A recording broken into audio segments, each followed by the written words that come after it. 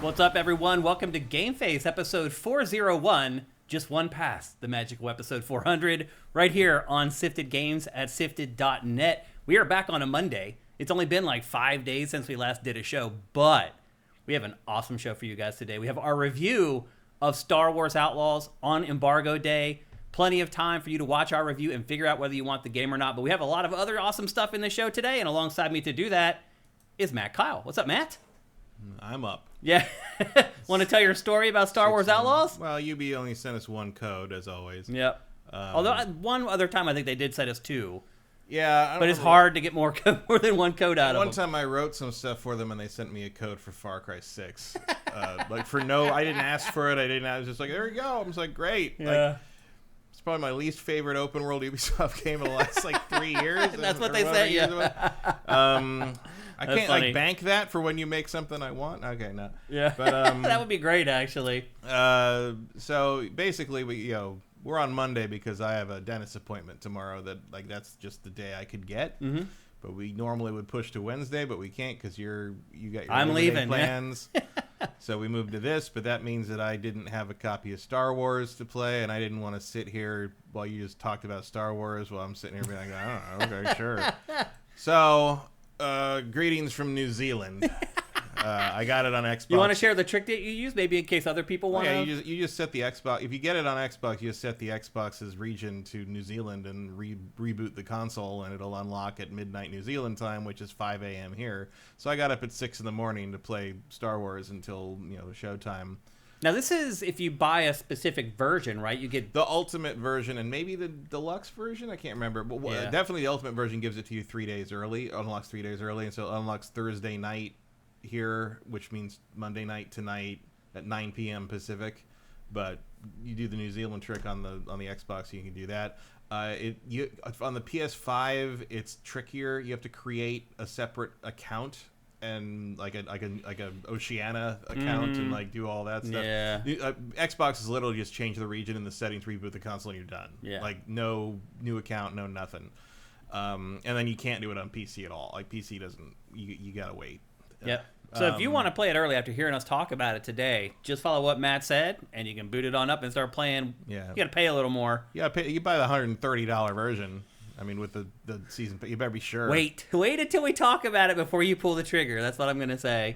Mm-hmm. But the reviews are out there, obviously. The embargo was this morning at 5 a.m. Pacific, 8 a.m. Eastern. Mm-hmm. So the reviews are out there. You guys may have seen some. They're up on Sifted already. But this is an occasion where we also are going to deliver our review on Embargo Day right here on GameFace for you guys.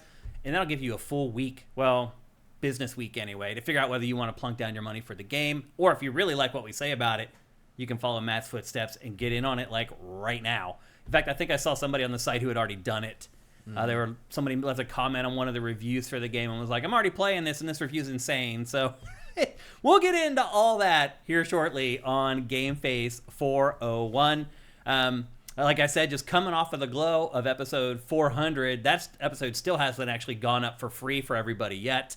I don't know if I'll have time when I go home tonight, so our YouTube crew, you may have to wait until tomorrow morning for episode 400, but it should be coming soon. But anyway, yeah, just the way the scheduling worked out this week, Matt had stuff to do. I'm leaving very early on Thursday morning. There's no way I could do it on a Wednesday because I would be leaving around the time the episode would be going up. Anyway, glad you guys found us on a Monday. We haven't done a Monday episode in a long, long time. No. Usually when we change it, it's to Wednesday or something like that. So it's been a minute. And our chat, it looks like it's just a normal Tuesday. You guys have made it. I see Alston the Wolf, a Sifted supporter for a long time who usually can't make it to the live show, made it in today. So welcome. Good to see you in the chat. In fact, let's go to our chat right now and see what you guys are saying to kick off the show. I want to thank everybody who gave us Twitch Prime and all that jazz. And there's a bunch already. Peter91, thank you. 48 months. David 5807, thank you. Pass me the mic, thank you for Twitch Prime. Minority Games, thank you, first of all, for saying awesome things about our community. And second of all, for dropping a bunch of bits into our chat. We appreciate it. And he says, best community ever. I agree with you. Glottis21, thank you for Twitch Prime. Lynn Jeff 99, thank you for Twitch Prime. Toast 9, thank you. JM Rain 99, thank you. Hope you're doing good, man. Been kind of following your challenges a little bit on social media. I hope you're doing okay. Okay, Shane Kruger, don't fall asleep, bros. Freddy, I am wearing a Freddy Krueger shirt today. Spooky Shane. I also have a what's that show, that kids show where the guy wore the green striped shirt? Blues Clues? Yeah. I also have a shirt that looks exactly like the Blues Clues shirt. I've worn it twice. I've been ridiculed so relentlessly for it. I have never worn it again. I actually love the shirt, and I bought it in Japan, but people always make fun of me for it, so I never wear it. One Super Master Gamer, thank you for Twitch Prime. Fire Native, thank you. What else we got here? Anybody else jump in? Mitch Secor. Mitch, what's going on, man? Hope you're doing good, brother. Hope life's good in Naughty Dogville. Who else we got? I think that's it. I am pleasantly surprised to see all you guys here. I really wondered if we would get anybody on a Monday, because I know a lot of you guys kind of schedule around our Tuesdays, or it's become a part of your routine. We just don't assume you guys are going to be able to make it on Monday. So anybody who shows up today, we appreciate you very much, and it is a bonus. And also, the Wolf says, which reminds me, we did get around to getting that Telltale game. Jerry Boulet says, I gave Twitch, but it did not appear. Okay, I'm sorry about that, man, but thank you all the same. We appreciate it. Maybe you did it while we were gone between shows or something like that. I don't know. But thank you, man. We really, really appreciate it. We got another full show today. We got another big boy, actually. We have Star Wars Outlaws. That'll be our first review after we get through the headlines. And then we have Deadlock, which is Valve's shooter that we're not supposed to know about, but everybody does, and there's like 100,000 people playing it. Well, they finally announced it. Yeah. On Friday, they put up the Steam page for it, and it's like the biggest joke of a Steam page I've ever seen. It's like, it has like no information, no screenshots. It literally is just Valve saying, yeah, okay, we'll admit that this game is being worked on. And Matt and I both played it. We're in the beta. And actually, I got to thank Veritas here live on the show. He's the one who sent me a beta invite for that. So thank you, Veritas. I ended up playing it. And I'll thank Solarn, who's somebody I know who randomly just sent me the invite. Awesome. I didn't ask for it. It just showed up. That's great. So we played that. We're going to talk about that. And then we had Funko Fusion, a preview of that in last week's show for 400. We ran out of time. Last week's show, by the way, was the longest episode of GameFace ever.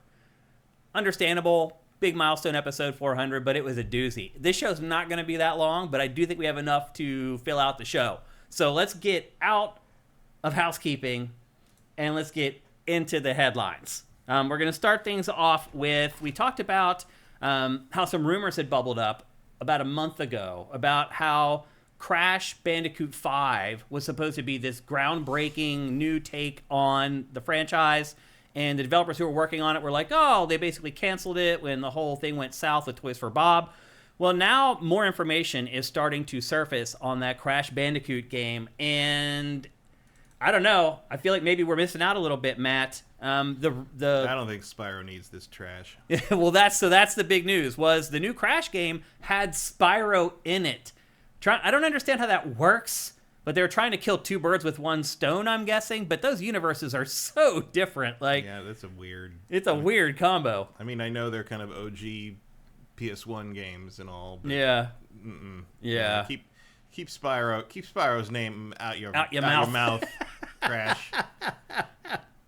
I mean, Crash was in Skylanders and all that. I mean, there's precedent there, but they've never really done like a single-player game that features both of the franchises before. And again, it's not like their universes intersect or make sense together.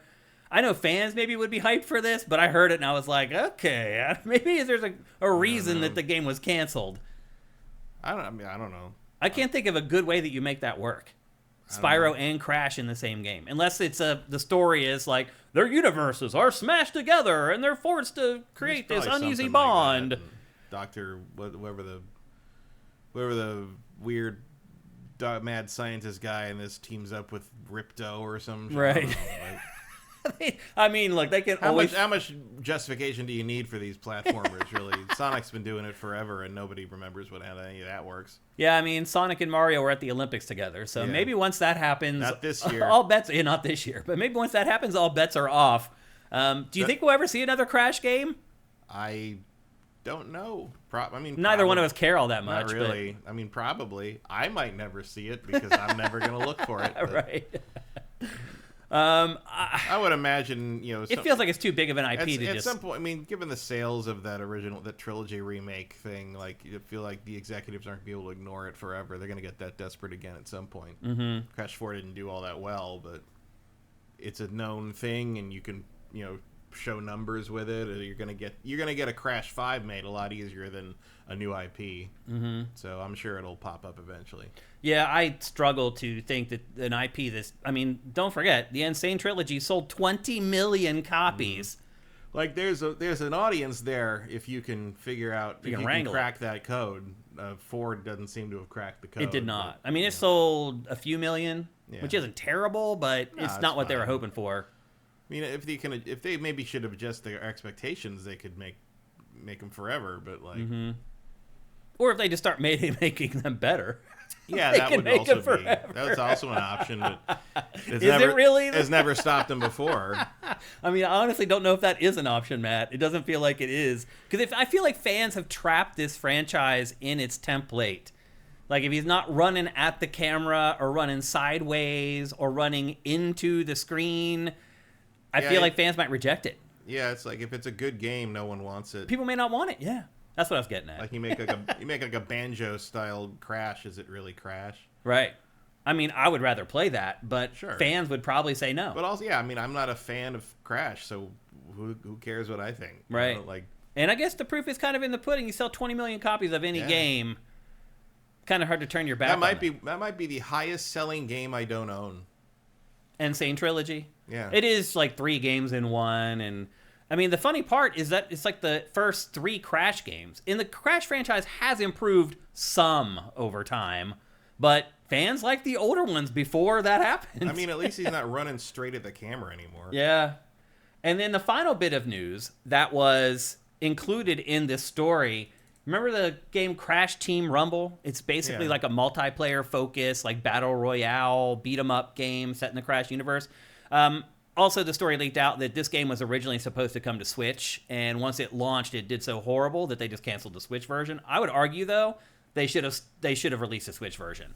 I do feel like if that game had a chance to find an audience... Yeah, if there was any audience to be found that was probably on the Switch. It should have been there at launch day one. I mean, I don't know who was planning that and decided that that was a good idea to not release it for Switch, but it was a big mistake. And so we'll never see another Crash Team Rumble. I don't see anybody losing any sleep over that, myself included. Somebody who actually played it and kind of enjoyed it. I didn't think it was all that bad. It wasn't exceptional, and it wasn't particularly unique, although... compared to a lot of the games as a service stuff we're getting today, I guess it kind of is. A beat-em-up 3D platformer, like game as a service. I guess it was kind of unique ultimately, but it never did catch on. And so the rest is history now with Toys for Bob, which obviously was let go by Microsoft and became its own thing, and now it's making a game for Microsoft anyway, which people think is Spyro. But you'll note they didn't go for Crash right out the gate in their independent, they went for Spyro era. They went for Spyro instead. That's a good point, Matt.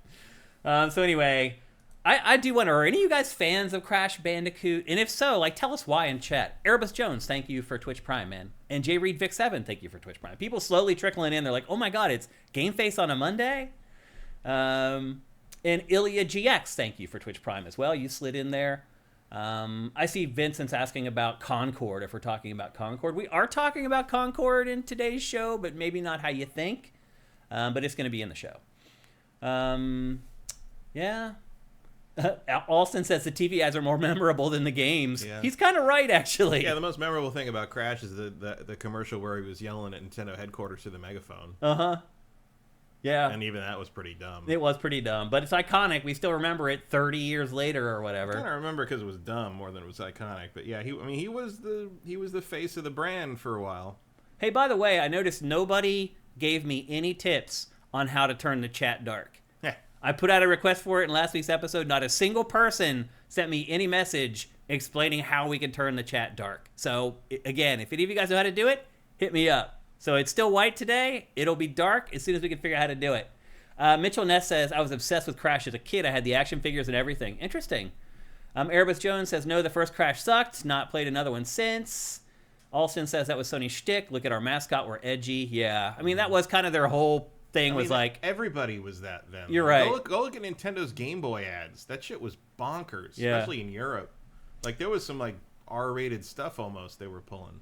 So Alston says, click the chat settings. That's where it's supposed to be, but it's never there. It's not there. It's never been there. I've looked here a million chat times. Appearance. Like, go to chat appearance, but last time you did that, it didn't change. Yeah, there's no place to turn it dark here. Believe me, I have looked through these menus a million times and cannot find it. So again, if any of you guys figure it out, we greatly appreciate it. Another person asked me why I'm dressed like Freddy Krueger. It's funny how iconic the red striped shirt was. Profile picture dark mode says cook and bowl. So up here, the people icon. That's users.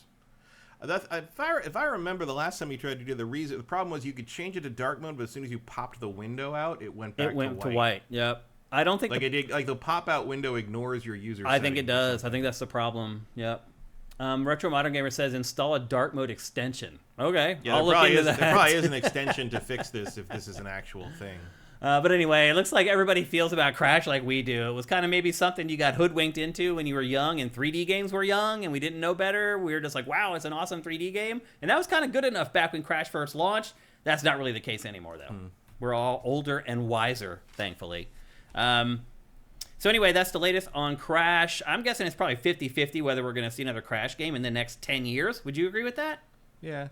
I mean, again, it's just going to come down to how desperate some executive gets to greenlight something someone's heard of. Some empty quarter that they need sales in or something. You know what I'm stunned by is that nobody's tried to fast track a Crash movie in the wake of the success of Sonic and Mario. Yeah, it is kind of crazy, actually. It feels like someone would be dumb enough to do that. Yeah, and people will probably be dumb enough to go see it. I mean, the thing is, if it's a good movie, does the IP even matter that much? Not really. It depends. Furiosa was a good movie. Didn't matter. Yeah.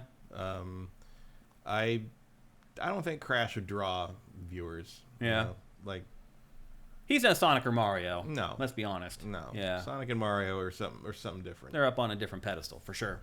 Next up in our headlines, Amazon announced this week at Gamescom that it is making games for Switch 2. Now you may say, why is that a big deal?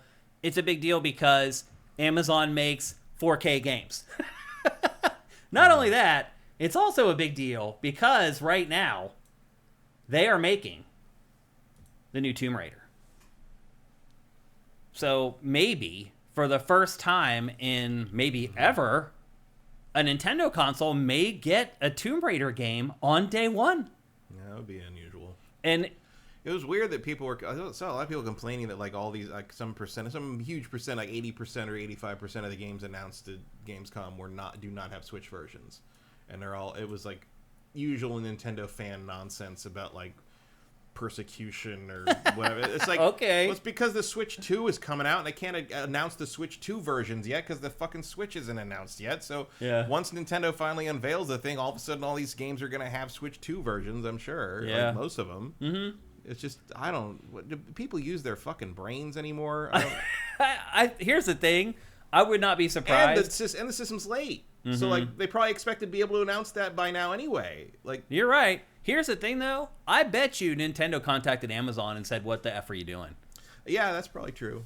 Nintendo is Nobody gets to talk about anything until it's announced. Until Nintendo announces it first. So my guess is there may have been a phone call placed this morning and been like, hey, glad you're giving us the big ups at Gamescom, but hey, we want control of all this type of stuff. And you wonder if there's sort of a thing where it's like, well, we're Amazon. We don't care what you do. I'm sure. And Nintendo's like, yeah, but that's exactly the problem in the gaming space. You're Amazon. You're Amazon.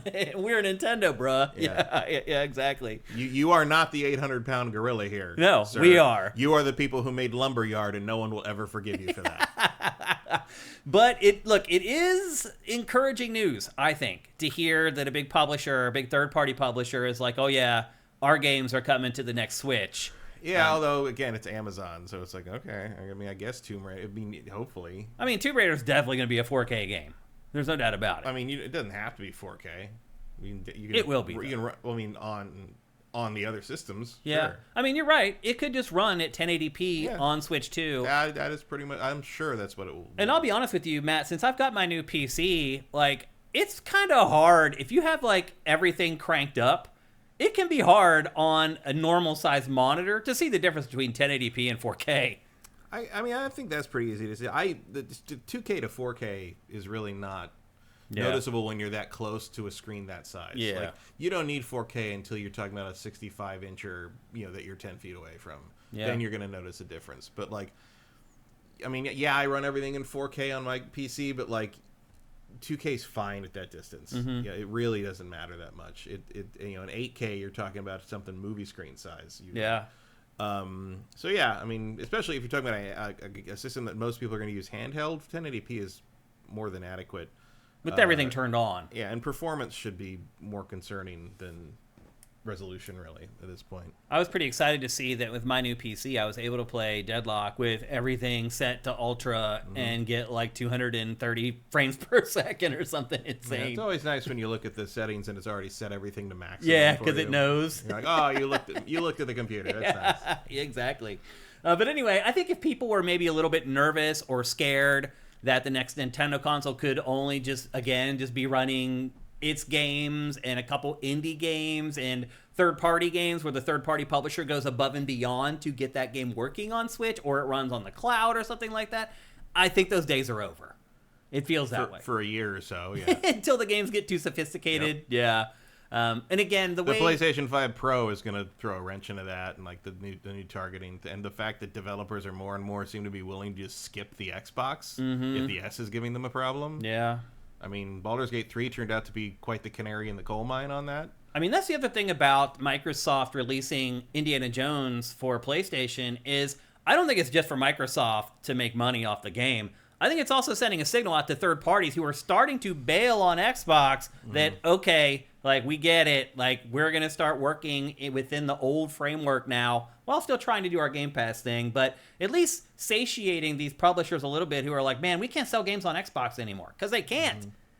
I mean, that's really a big problem. Yeah, it's kind of a 1-2 punch of the fact that so much of the audience on Xbox is on the S. And people don't buy games on that platform to the degree that they buy them on literally all the others. Yeah. So what are you even doing? Right.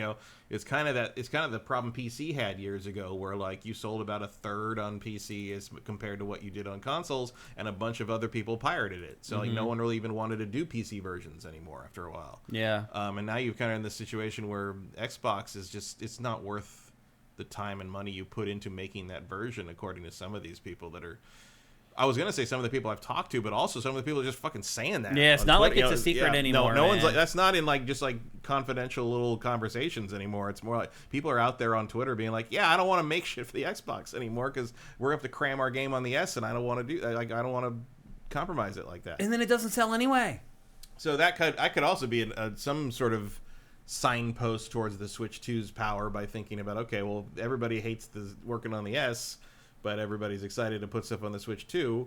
There's your gauge, kind of. Yeah. I mean, if you have less than 20 million consoles out there to sell games into, that's the other thing is software sells on the Switch. Yeah. Which is, Yep. half the problem here. Yeah, it is half the problem with Xbox right now. So I feel like Xbox, the course correction here isn't just for itself. I think it's to send messages to the third parties as well that we're not completely bailing on this old model that you guys rely on, and now we have to rely on again because our overlords at Microsoft are cracking the whip telling us we need to make some money. I mean, I don't see why that would make any difference to most of these third parties, because they're just be like, yeah, even you can't fucking succeed on your own platform. So why should you expect us to?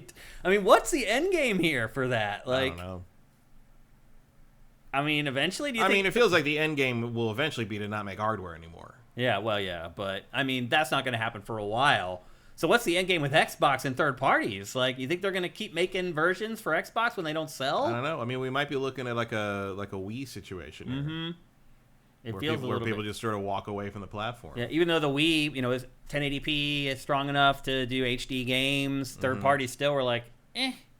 Yeah, they didn't want to have anything to do with it. And again, because their install base was like 6 to 8 million consoles. And they're like, there's not even an opportunity to make real money off of your platform. So that's the danger. That's always been the danger of Microsoft going hardware free with Game Pass, is that you lose the install base and then the motivation for the third parties to make games for your system. So we'll see how it plays out. But it is good news that Amazon is going to make its games for Switch. So if you're eyeing up the Switch 2, the other thing that happened this week was like a month ago, an analyst said that Switch won't be coming, before April. And then another analyst a week later said, but it's coming before July. So it looks like Switch is coming from April to July, if the two analysts are accurate, somewhere in that window. May is a time you can release, May or June is a time to release stuff, but what do we know about any of these analysts anymore? Yeah. They were both Japanese analysts as well, and I will admit I was not familiar with either of their names, but that doesn't mean anything. It's not like I know the whole console financial analyst scene in Japan. There's all this stuff flying around about how the PS5 Pro was an open secret at Gamescom, and Jeff Grubb says it's still coming this year, and there's going to be... I missed that, actually. That was this morning. He said it's coming this year, and you'll expect a Sony Direct kind of thing at some point, or a play update on it. They're kind of running out of time. It's a bold move, especially what are you gonna put on it? Like, what are you tempting me in for with this? Like, now your game God runs of War Ragnarok. Now the game does run at 60 frames. Yeah, I guess. It's like, do you have something up your sleeve? You gotta. Is there a version of Astrobot that looks really shiny? Right. I don't know what you're gonna sell alongside this. Usually you have a game that sort of showcases. Yeah, your super duper thing, and I don't know what that would be. PlayStation doesn't need new hardware; it needs new games. Yeah, that's the problem. It's not that the hardware isn't powerful enough. It does also need. It would help. New we're always going to want more powerful hardware, issue, right? Yeah. But the root of the problem is there aren't enough games. If PlayStation's wondering why its sales are falling behind PS4 and all that kind of stuff, it's not the hardware's power; it's the software output. Yeah, well, they basically took a year off. Pretty much, it has been pretty much a year off at this point. So, anyway. Some auspicious news for Switch 2. Except for Concord. Right, and we'll be talking about that. But some auspicious news for Nintendo and Switch 2, if you're looking forward to that.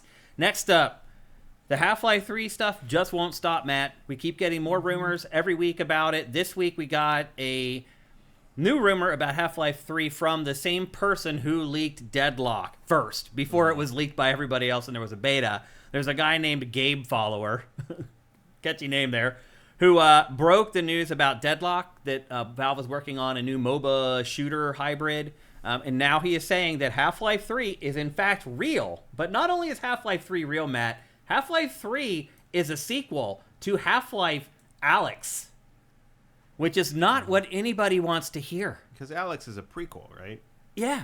And everybody wants to... how is it Half-Life 3? Because Half-Life 2 ends on a crazy cliffhanger. Mm-hmm.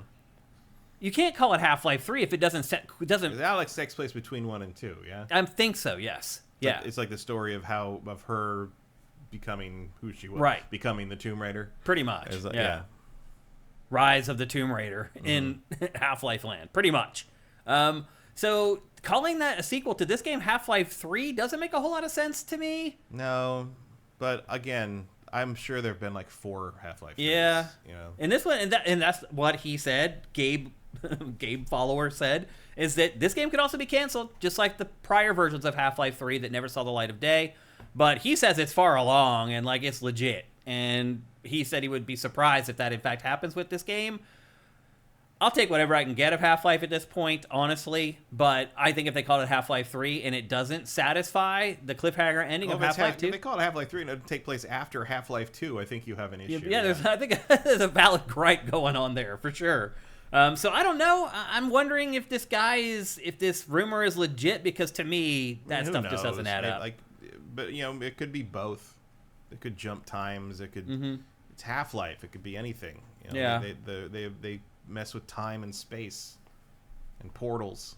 Talimper says, nobody called it Half-Life 3, though, or am I wrong? Just some Half-Life related code name. No, he called it Half-Life 3. He absolutely did. Yeah, you don't know if he's calling it because that's what they're calling it internally, or if it's just because it's the third Half-Life game. No, it has another name internally, actually, that I've forgotten now.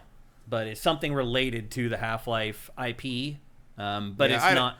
whatever. I don't care. Anymore. A lot of people do. It's just sort of okay, this is never going to be as good as everybody wants it to be. So, good luck, everyone. JJ Forcebreaker brings up a good point. He says, with time travel, you can do anything. Pretty much. And that's true. It's just like the metaverse concept. You can pretty much do whatever you want. You can find a way to make it work. Erebus Jones says, there's no way Half-Life 3 doesn't end up being a massive disappointment. Yeah. After all this hype, it's been 2 decades of hype at this point. 20 years of expectations. There's not much... Very few things could live up to that. Yeah. Yeah, he says following up a game with that reputation is basically impossible. It's tough, man. And, what do you do? You got to find a unique selling proposition for it. Because like Half-Life 1 basically created how you tell stories in first-person shooters. Half-Life 2 like was the first like wide-scale implementation of physics as part of the gameplay. What's Half-Life 3 going to do? Yeah, and then Alex was supposed to be like, hey, here's how you do VR games right. And I think you can make a strong argument that it did do that. Yes. It's just like no one cares. Right. Like because most people can't afford not VR. through any fault of Half-Life Alex, Yeah. but because it's just not, nobody wants the, Definitely a curious decision on Valve's part to release the next Half-Life as a VR game, but yeah, I don't know. I mean, they were very involved in the index, and they'd sunk a lot of time and money into the headset thing. Yeah. I just think it's probably about time to put it on the Quest 3 or something, call it a day. Yeah. Like that's not going to do what you wanted it to do, so you might as well get some money and exposure out of it. Yeah. I don't see any reason not to start putting it on other platforms. Well, the other thing, too, is if Valve ever does really decide that it is making Half-Life 3, they'll never tell us. We'll just find it. It'll just happen. We'll start playing it before they announce it, because that's pretty much what just happened with Deadlock. So or maybe remake Half-Life 2, because this is looking pretty rough. Yeah. I think the other frustrating thing about it is that it is Valve. And it can pretty much do whatever it wants and not pay the price for it. It's one of the few publishers that can do that. Yeah, because you own Steam, you can do whatever the hell you want. Yeah. So just pivot and make Half-Life full life consequences. Yeah. All the day. So anyway, that's the latest on the Half-Life pants 3. were dead. I know it's not much other than saying, yeah, it's still a thing. It's still out there. It's still being worked on. But it's something. And I know a lot of you guys are really, really big fans of Half-Life. So anytime we get an update on Half-Life 3, we're going to share it with you guys here on GameFace. I think the only universal request everyone has for Half-Life 3 is no cliffhanger. Pretty much. Just finish the story. Yeah. So we don't have to wait another 30 years. Because we're all going to die before you get Half-Life 4 out. So just finish the tale. I mean, you're right. That's really what it comes down to. Your biggest fans are going to die before they ever find out the cliffhanger from Half-Life 2.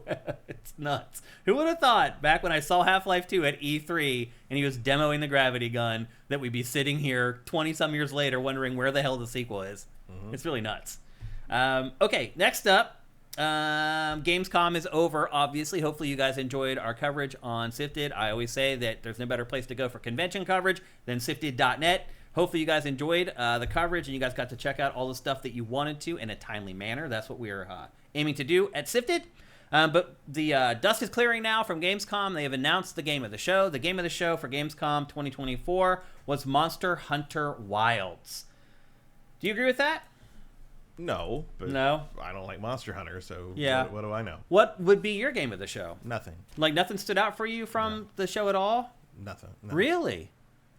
You're going to have to remind me what was even in the show. Well, a lot of the big stuff were just like teaser trailers, like Borderlands and Mafia. They weren't even really games that were shown. No, not really. Does that mean that maybe Monster Hunter Wilds is the right choice? Good as any. Yeah. I don't care. Like they can pick. I mean, they blew it the F out. Yeah, I mean it was clearly the biggest presence. Everyone got to play it. There's tons of gameplay up online. There's tons of gameplay of it up on SIFTD right now. Big chunks of it too, like 10 minutes. I mean, it's like in terms of just sort of exposure, it's either this or Civilization 7. So. Yeah, I would agree with you. I think Civ 7 might be a close runner-up, but I do have a different pick for game of the show for Gamescom 2024. My pick is actually Avowed. This is kind of the story of the show. Everybody covered the previews on this were very positive, yeah. Because it changed the perception of the game before what it was before the show.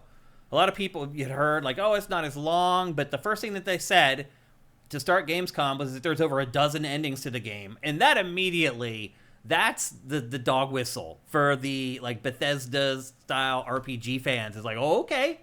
You got the 12 endings, huh? Well, for the Obsidian fans more. Right, them too. Obsidian's the one that has done the multiple endings and made it matter. Yeah. And then, as the week went on, as the show went on, they started showing the game to the press, and the press came away like blown away. It is easily, I think, even more than Monster Hunter Wilds, the game that had the most positive impressions from Gamescom, unanimously across the board. People had good things to say about Monster Hunter Wilds, but most of them were like, yeah, they finally fixed that thing that really drives me bonkers. Avowed, they're basically like, I thought this was going to be a throwaway RPG, and now I realize, no, it is the next Obsidian RPG. Yeah, I don't know why anybody ever would have thought that about this. About Avowed? Yeah. That it would be like some truncated, shorter thing? For whatever reason, that was the message that kind of got out there for a long time. I mean, they said it wasn't like Skyrim scope, but nothing is Skyrim scope. So it seems like a weird conclusion to jump to. Maybe just because like Outer Worlds was of small, but Outer Worlds was not a short game. I think they did at one point, Matt, reference Outer Worlds when talking about Avowed. I think that's what happened. But it's like Outer Worlds was not some small little dinky thing. Yeah, it was either. like 20 hours, something like that. I mean, it was more than that if you include the DLC and all the extra stuff. Like you could play that for a while. It just didn't have a big sprawling open world like Fallout New Vegas. I mean, Fallout New Vegas is the ghost that Obsidian races against every time they make anything. No, you're right. And this, again, the Pillars of Eternity games have never been skimpy or short or anything like that. So, and that's their thing, and they love I know the I've been there for some stuff, and those guys love Pillars of Eternity. They love what they've created there, which is why they're excited to work on things in it. And I wouldn't have thought they would have given that the short sheet. Really. Yeah. So I don't know why everybody seemed to think that for whatever reason. I could certainly understand being skeptical about the quality of it in terms of just Obsidian launches stuff that's a little busted sometimes. You can see the paste and the masking tape holding it together on launch day a lot of times. But no, I never really had any real doubts about this beyond sort of like the premise of the world. Sometimes it comes through, sometimes it doesn't. Like I think Pillars of Eternity, I think Deadfire, the second one, really used the world better than the first one. The first one felt almost like a proof of concept sometimes, with the constant reincarnation thing and stuff. This is a really unique art style. It has the best cover in forever.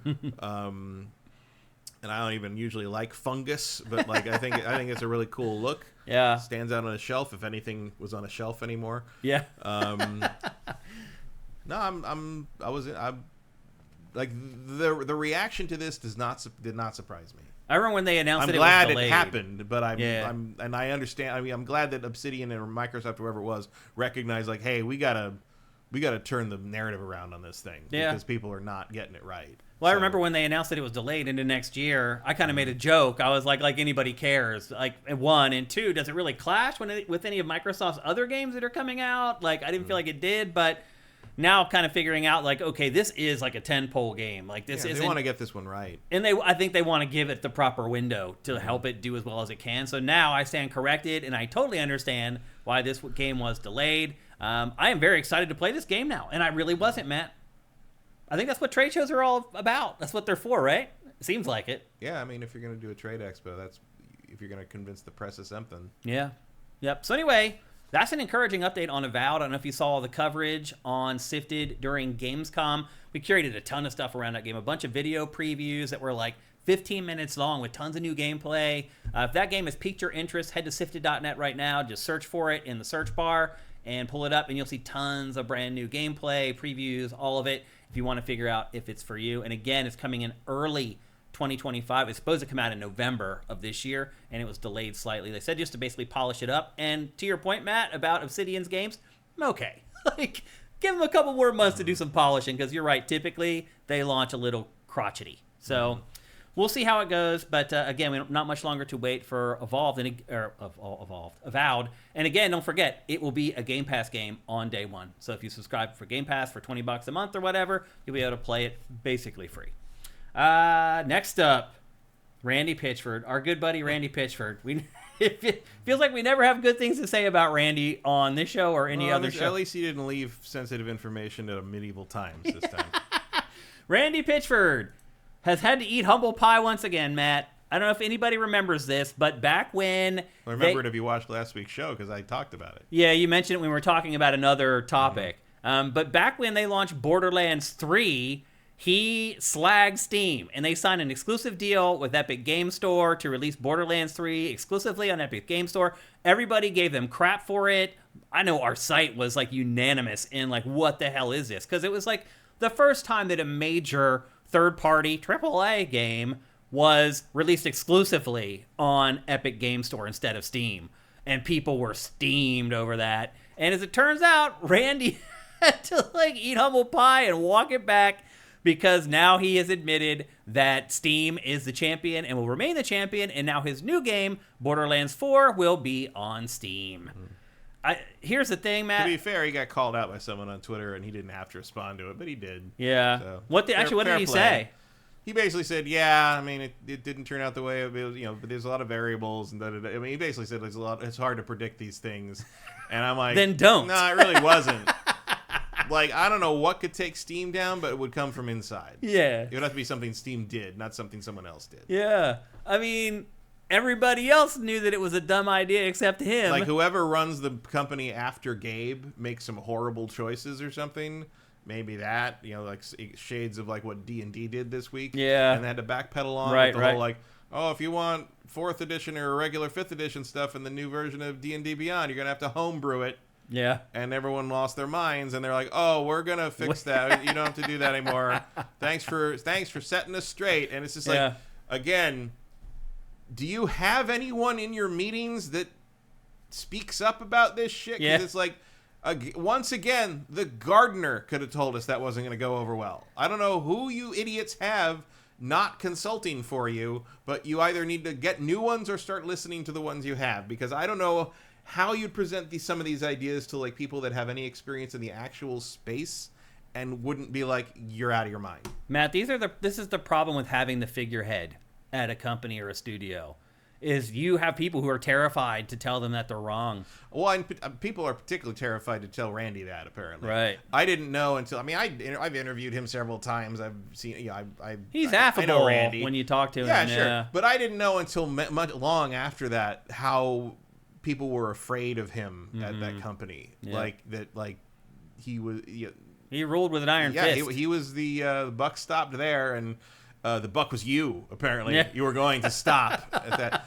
I've heard a lot of Gearbox horror stories from back in the day. We have, yeah. It's been well known in the industry for a while. And ruined the relationship with the guy who voiced Claptrap. And I mean, there's a lot of people with not a lot of nice stuff to say about Randy, and there's a lot more new ones growing up right now at the Magic Castle. So, there, and they also they live in that little small town that they kind of run. Yeah, like the city government in that area basically is, from what I understand, basically checks with Randy before they make any major commercial choices. Yeah, which is again a horrible idea. Oh yeah, I mean it's probably pretty good to be the king, but it's pretty bad for everyone else. Yeah. And I think that's what's going on here. I think a lot of people who work around Randy, and not just him, other figureheads in the industry, I've seen it time and time again, where you talk to people who leave those companies, and you got to wait until they leave. They're not going to talk to you about this stuff while they're there. But once they leave, you ask them, and they still don't share everything, because, obviously they want to work in the industry. They're afraid it gets back around. They can't get a job, blah, blah, blah. But they'll start telling you, basically, he's a dictator, or she's a dictator. Well, it also depends, because sometimes it's just something commonly known. Like, other luminary game developer people know about the Randy stuff, or know about the Peter Molyneux stuff. Yeah. Or know, it depends if it's something that either people don't know about, or if it's just like everybody, that's just how they are. It happens. And so in that sense, you get more talk about it, more chatter. But people who have moved on from Gearbox have generally not been very quiet about it. And certainly and not very happy either. No, the Claptrap guy will tell you the whole fucking story if you let him. Yeah. So anyway, every once in a while, even the biggest people get knocked off of their pedestal, and that's exactly what happened to Randy Pitchford. However, I would argue that he's no analyst, so it's like, again, he was probably making, if you were putting your stuff on Epic, then you were probably excited because you were not giving them as much money as you had to give Steam. Mm-hmm. So it's like, hey, if this does well, I get to make more money. Great, cool, I'm into that. Of course you're into that. And it didn't work out for them, and it didn't work out for Epic either. No, none of that really came. We talked about last week about how Epic was like, you know what, paying for exclusive games doesn't work. So it didn't work for them either. I would say the bloom came off Randy's rose much harder with Aliens Colonial Marines. Oh yeah. This is a pretty minor thing. Like, everybody can only because of Aliens Colonial Marines, though. Mm-hmm. Like most developers, this would be their travesty. Somewhat. Because you got to remember, Borderlands 3 did not sell as well as like the prior versions of the game did. So he cost his company a lot of revenue with his decision making. So although they're still supporting it. So they're still just like last week they put out an update for it. Still putting updates out, still putting up shift codes. It's crazy. Yeah, I mean, I would never say that they don't support their games to the end. Well, except for Aliens Colonial Marines. Well, sometimes you got to know when to cut bait. Yep, that's also a story. That's a license, so you don't have that forever anyway. Yeah. Yep. Okay. Next up, Vincent asked us in chat earlier if we were going to talk about Concord today. We're not reviewing Concord today. However, we are going to discuss it because it launched. Was it Friday that it launched? Sure. I think it was. Let's say that. I think it was Friday, yeah. On Friday, on launch day of PlayStation's brand new hero shooter, Concord, which is available for PS5 and PC, there were less than 1,000 players on Steam on launch day. 638, if I recall. Ooh. Which is less than day one of Gollum last year. Ooh. That's tough. Mm-hmm. Here's the thing, though. Is it that big of a deal? Because we've talked about. I mean, if you work on Concord, well, if you're yeah. right, if you're one of the developers working on the game, it's a huge deal. But I'm saying from PlayStation's perspective, because because most you know people how don't this even works, know this happened, right? But you know this, you know how this works. You throw a bunch of ideas against the wall. You hope a couple of them stick with the games as a service. That's all you need. If you have 2 games as a service that are making tons of money, you are loving it. Yeah, I think if you're gonna do the we're gonna put 10 gases out strategy, you know you're throwing pasta at the wall and seeing what sticks. Like you had to be expecting 5 to 8 of these to fail. Yeah, that's just how that world works. And whether they thought it was going to be Concord or not, I don't know. But it doesn't matter either. Yeah, they probably thought this was going to do better than this. Yes, but like charging for it was incorrect. Like, yeah, that was probably the thing that really killed it. Was like people didn't want to pay money for it. And my guess is they made that decision because of Helldivers 2. Yeah. Well, it's just too... The thing about it, I know like you didn't like it that much, but like there isn't anything else like Helldivers 2. Like, for better or worse, if you were going to tell... You're like, I want to play Helldivers 2, but I don't want to play Helldivers 2. What could I play that's like Helldivers 2? I would have a hard time thinking of anything. You ask me what you can play that's like this, I have like 5 games I can tell you. Immediately. Yeah. Like, because... And like, that's the weird thing is like, I don't... I appreciate that like the devs were like, why do we need to slag the devs or make fun of the game, because we worked on it 8 years. It's like, okay, well, they didn't make that decision. Like the people that made the game, the boots on the ground developers were not the ones who were making the corporate decisions that led to this game being what it was. Yeah, like that's not their fault. Yeah, they did their jobs. But it's like I've seen people try to defend this by saying it's like, well, I guess like everyone just wants to play the same old licensed schlock, and no one wants to support an original idea, an original IP. I'm like, an Overwatch clone with a bunch of Wish.com Guardians of the Galaxy characters is not an original idea. I'm sorry. Like there's no. Like I don't buy. Like one of the reasons this game did not catch any kind of anyone's imagination is because it looks like everything we've already done before, despite how high fidelity it all is. Yeah. Like the green dude might as well just be Star-Lord. No, I know. I know. I mean, you can go down the line. I'm shocked they didn't have Chris Pratt voice him. Yeah. And if you're wondering why we're not reviewing this today, well, one, because I got Star Wars, and I was just going to dedicate pretty much all my time that I had to playing Star Wars for you guys. And two, I ain't paying for that. Well, and two, they kind of gave the whole game away in the beta. Yeah. Like they didn't give up all the maps, but I played like 5 maps. What else are you gonna learn? What else is there? I mean, yeah, okay, maybe some of the maps they add on launch day are better than the maps I played in the beta. I'm guessing some are, but is it really gonna change my impressions of the game all that much? Probably not. Like I feel like you could go back and watch that episode of GameFace and listen to my impressions of Concord after playing the beta, and I played it for a while. I think you can listen to that and probably have a good idea on whether you want it or not. Now, will we eventually get around to Concord? Probably. One thing I did forget to mention in the housekeeping is that there's no episode next week, which is a big deal. So will we talk about Concord in 2 weeks? Probably. I'll probably give it a go again just to make sure, because preview codes, stuff can change. And again, there could be some really awesome maps. Maybe there's a new character, but I don't think so. I think they included all the characters in the beta, to my best of my recollection, anyway. So anyway, we'll eventually get around to it, but by then, it could already be over.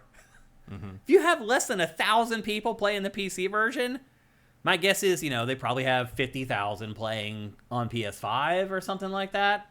Is that enough to keep a game like this going? Probably not. No. So, Anyway, that's why we're not reviewing Concord. It was just a time issue more than anything, and also prioritizing. Like, we've already covered it, and I don't feel like our coverage of the review is going to be that much different than the preview that we did. So that's why you're not seeing it in today's show. But obviously, this is a big headline. Anytime a first-party game from PlayStation, Microsoft, or Nintendo comes out and flops as hard as this one, you need to discuss it. Do you think this will spook PlayStation into maybe canceling some of those other games in development, those other games as a service that they're working on? I don't know. Kind of depends how. Do you think it should? I mean, I think they should have killed that whole initiative. Yeah. I mean, once Helldivers 2 hit, they should be like, "There's our hit, fold them." 10 games by. I mean, I gotta know if you've been working on. Have you had a team working on this game for 8 years? I can't believe that, Matt. That's too much sunk cost. You can't not put it out. The thing is like, in particular, the shooter genre has evolved so much in 8 years. Like, it's gone from a place where like you pay for every first-person shooter to now where it's like, will I pay for any shooter now? It's hard to rationalize paying for a shooter because the free-to-play ones are so damn good. So I'll pay for Doom. Yeah, that's about it. Yeah, I mean, I'll pay for Call of Duty, but you can get the modern updates of the 3 Marathon games all for free right now on Steam, and those are better than half the things they're charging money for out there. Also, you saw from Gamescom that Stalker 2 is like 100 hours long. Now we know why it's been delayed so many Well, Stalker's always been gigantic. It has been. But, man, 100 hours to play a really difficult shooter? Whew. That's going to be a test of will. So, anyway, I'm kind of torn on whether PlayStation should continue down that path. Because here's the thing. Helldivers 2 is kind of over now. I don't know if you've noticed or not, but now people are mad at the developers and blah, blah, blah. The player count's flatlined. And player count's still in the high still 10,000. Yeah. It's in the 75 to 100,000. Like, that's pretty good for that game. It's probably what you expected it to launch with, frankly. Helldivers 2 has done its duty, I would argue.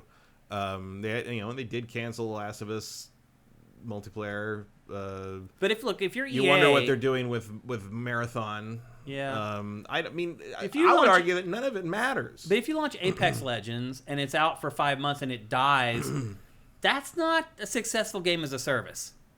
Here we are, how many years later? But Helldivers 2 is a successful game as a service because an online co-op, get out of the zone shooter that's still got 100,000 people playing on PC, 8 months later. That's a success. Yeah. That's probably what they expected it to do in the first place. So they're not. Everything is gravy on that game. Well, Black Myth Wukong finally supplanted it as the best-selling game of 2024. Which, I mean, the lesson there is to launch your stuff in China. Day one. Yeah, absolutely. That's why a lot of publishers... I mean, it probably helps that game is based on the most beloved story of it's... Not just any game is. It's not just anything. Yeah. It's a quality game made by domestic developers based on kind of their national story. So yeah of course it's going to do well. Vincent says, "I think Fair Game stands a chance." That's Ubisoft's game not Ubisoft's game. EA, is that EA's game? I don't know. I don't even know what that is. It's Jade Raymond's game. It's a PlayStation game. It's actually a PlayStation game. Yeah. Maybe because it's Jade and her name's attached to it. I don't have any method of predicting what happens in this ridiculously oversaturated corner of the market. It is hard. It's really hard. I didn't think Helldivers 2 was going to do that. I don't think anybody did. Yeah. I don't think the people made Helldivers 2. They said they didn't. Yeah. It's hard to figure out. This is a really difficult part of the market. Again, expectations changing because most of these shooters are free to play now. You don't have to pay for them. So when you try to charge for them, people start to get a little antsy. Offer something that's different that people don't have anywhere else. And not only do you have to do that, you have to offer something different that people decide they want. Right. Because you can just different for the sake of different doesn't do anything. Yeah. I don't think that Portal one is gonna help. That's gonna help it at all. Yeah. I don't remember the name of that. Splitgate too. Splitgate. Yeah. I don't. Again, cool idea on paper. Is anyone gonna care? Even the finals is losing steam, and that's free to play. People are not playing that like they used to. It just feels like most of these have a 6-month window, and you need to generate as much money as you can. Turtle 3 says Foam Star died on arrival too. I would never have thought of Foam Star again if you hadn't just mentioned it. I know it because they keep putting out DLC for it. I mean, they must have had all that done before the game launched. It's just such a roll of the dice, and these things can't be cheap, and they take so much time and effort, and it's like, Wouldn't you rather just get a reliable, like, 5 to 7 million copies out of another fucking narrative single-player game? Yeah. Like, what was wrong with that? Yeah. I know. I do think that PlayStation's going to be like, okay, let's pull back a little bit on this. Let's maybe try to, like, have 3 of these in development at a time. And maybe hope one of the 3 hits and we can focus on each one a little more. I kind of get what they were after with the 10 thing, because it was like there wasn't much time left to to get in before this whole thing got Cools off. oversaturated and like froze to death. But like, it's just I don't know. Like 8 years of development will change some perspectives. Sure, but like. That'll make you think about things differently. Arguably a different world if you didn't throw all your eggs in the gas basket, and then like if you instead just keep doing what you're doing, and we got like 2 standard Sony style single player games this year, and then Concord came out, right? Yeah, and who knows? Yeah, because I've also seen some irritated people that were just like, I would play like a single player Sony style game of this world of these characters, like. This looks like it would be pretty good as like a Guardians of the Galaxy game. Yeah. But you want me to play this stupid online shooter? Different. I don't care. Yeah. And I certainly understand that because the subgenre holds no interest for me. Yeah. Especially because no one's gonna do that better than Overwatch did. Yeah. And even Overwatch fucked it up. It's dying too. Yeah. That's Overwatch's I mean, this whole subgenre is cooling off big time. Oh, yeah. You really need to do something special at this point to make a dent. Or have deep pockets and willing to keep pouring the money into it. It's a very good object lesson in kind of the lag time between, like, following the trend and getting the actual game out. Yeah. Which is, obviously and this one was in development for 8 years. Well, it's obviously only gotten longer yeah. Over the time. But you can see, go back 8 years... 8 years ago is what? 2016? Yeah. So you're talking about the height of the beginning of Overwatch. Yeah. Like as that whole thing started to heat up. Yeah. And the MCU at the height of its power. Yeah. And there you go. Here's what you end up with. You're right. You are absolutely right. So anyway, Concord's not looking good. If you are interested in that game and you want to see it survive, you might want to go buy it and start playing it Or... Just let it die. Let it go. Let it go. Indiana, let it go. Yeah. That applies to that whole genre. Everybody is let it go. Yeah. Like, it's too late. It is too late. The ship has sailed. Yep. There's no striking while the iron's hot. What are you chasing at this point? Which of these games is the thing you're pointing at and being like, look at how much money those guys are making? Helldivers. But like that's not growing. Yeah. Yeah. It's not like there's no forward constant momentum in the same way that Overwatch had. There's definitely a curve to these games. There's no doubt about it. Yeah. Like your last possible chance on something blowing up beyond normal on this is probably Marvel Rivals. Mm-hmm. Yeah. I think just because of the IP. Because of the IP. Yep. Absolutely. I'm excited for it. Still, none of you guys have sent me a beta invite for Marvel Rivals. The Marvel Rivals beta stuff seems to be pretty tight. Yeah, it does. It's surprising, though. You'd think you'd want as many people as possible on that sucker, because it is free to play. Like, you just need people to get in there when the game launches, Yeah, I don't know. Seems like as much hype as possible would be as good as possible for a game like that. But anyway, that's the latest on Concord. 50-50 on whether we tackle it in GameFace 402. We'll see. Next up, another one of the stories. That's up to you. Yeah, that's definitely up to me. Yeah. I'm not paying money for that. I don't blame you. Next up, the other story that really stuck with me from Gamescom is a piece of hardware that Microsoft released, and it once again has created a brand new controller for people with disabilities. This one is called the Xbox Adaptive Joystick Controller. It is basically a one-handed joystick.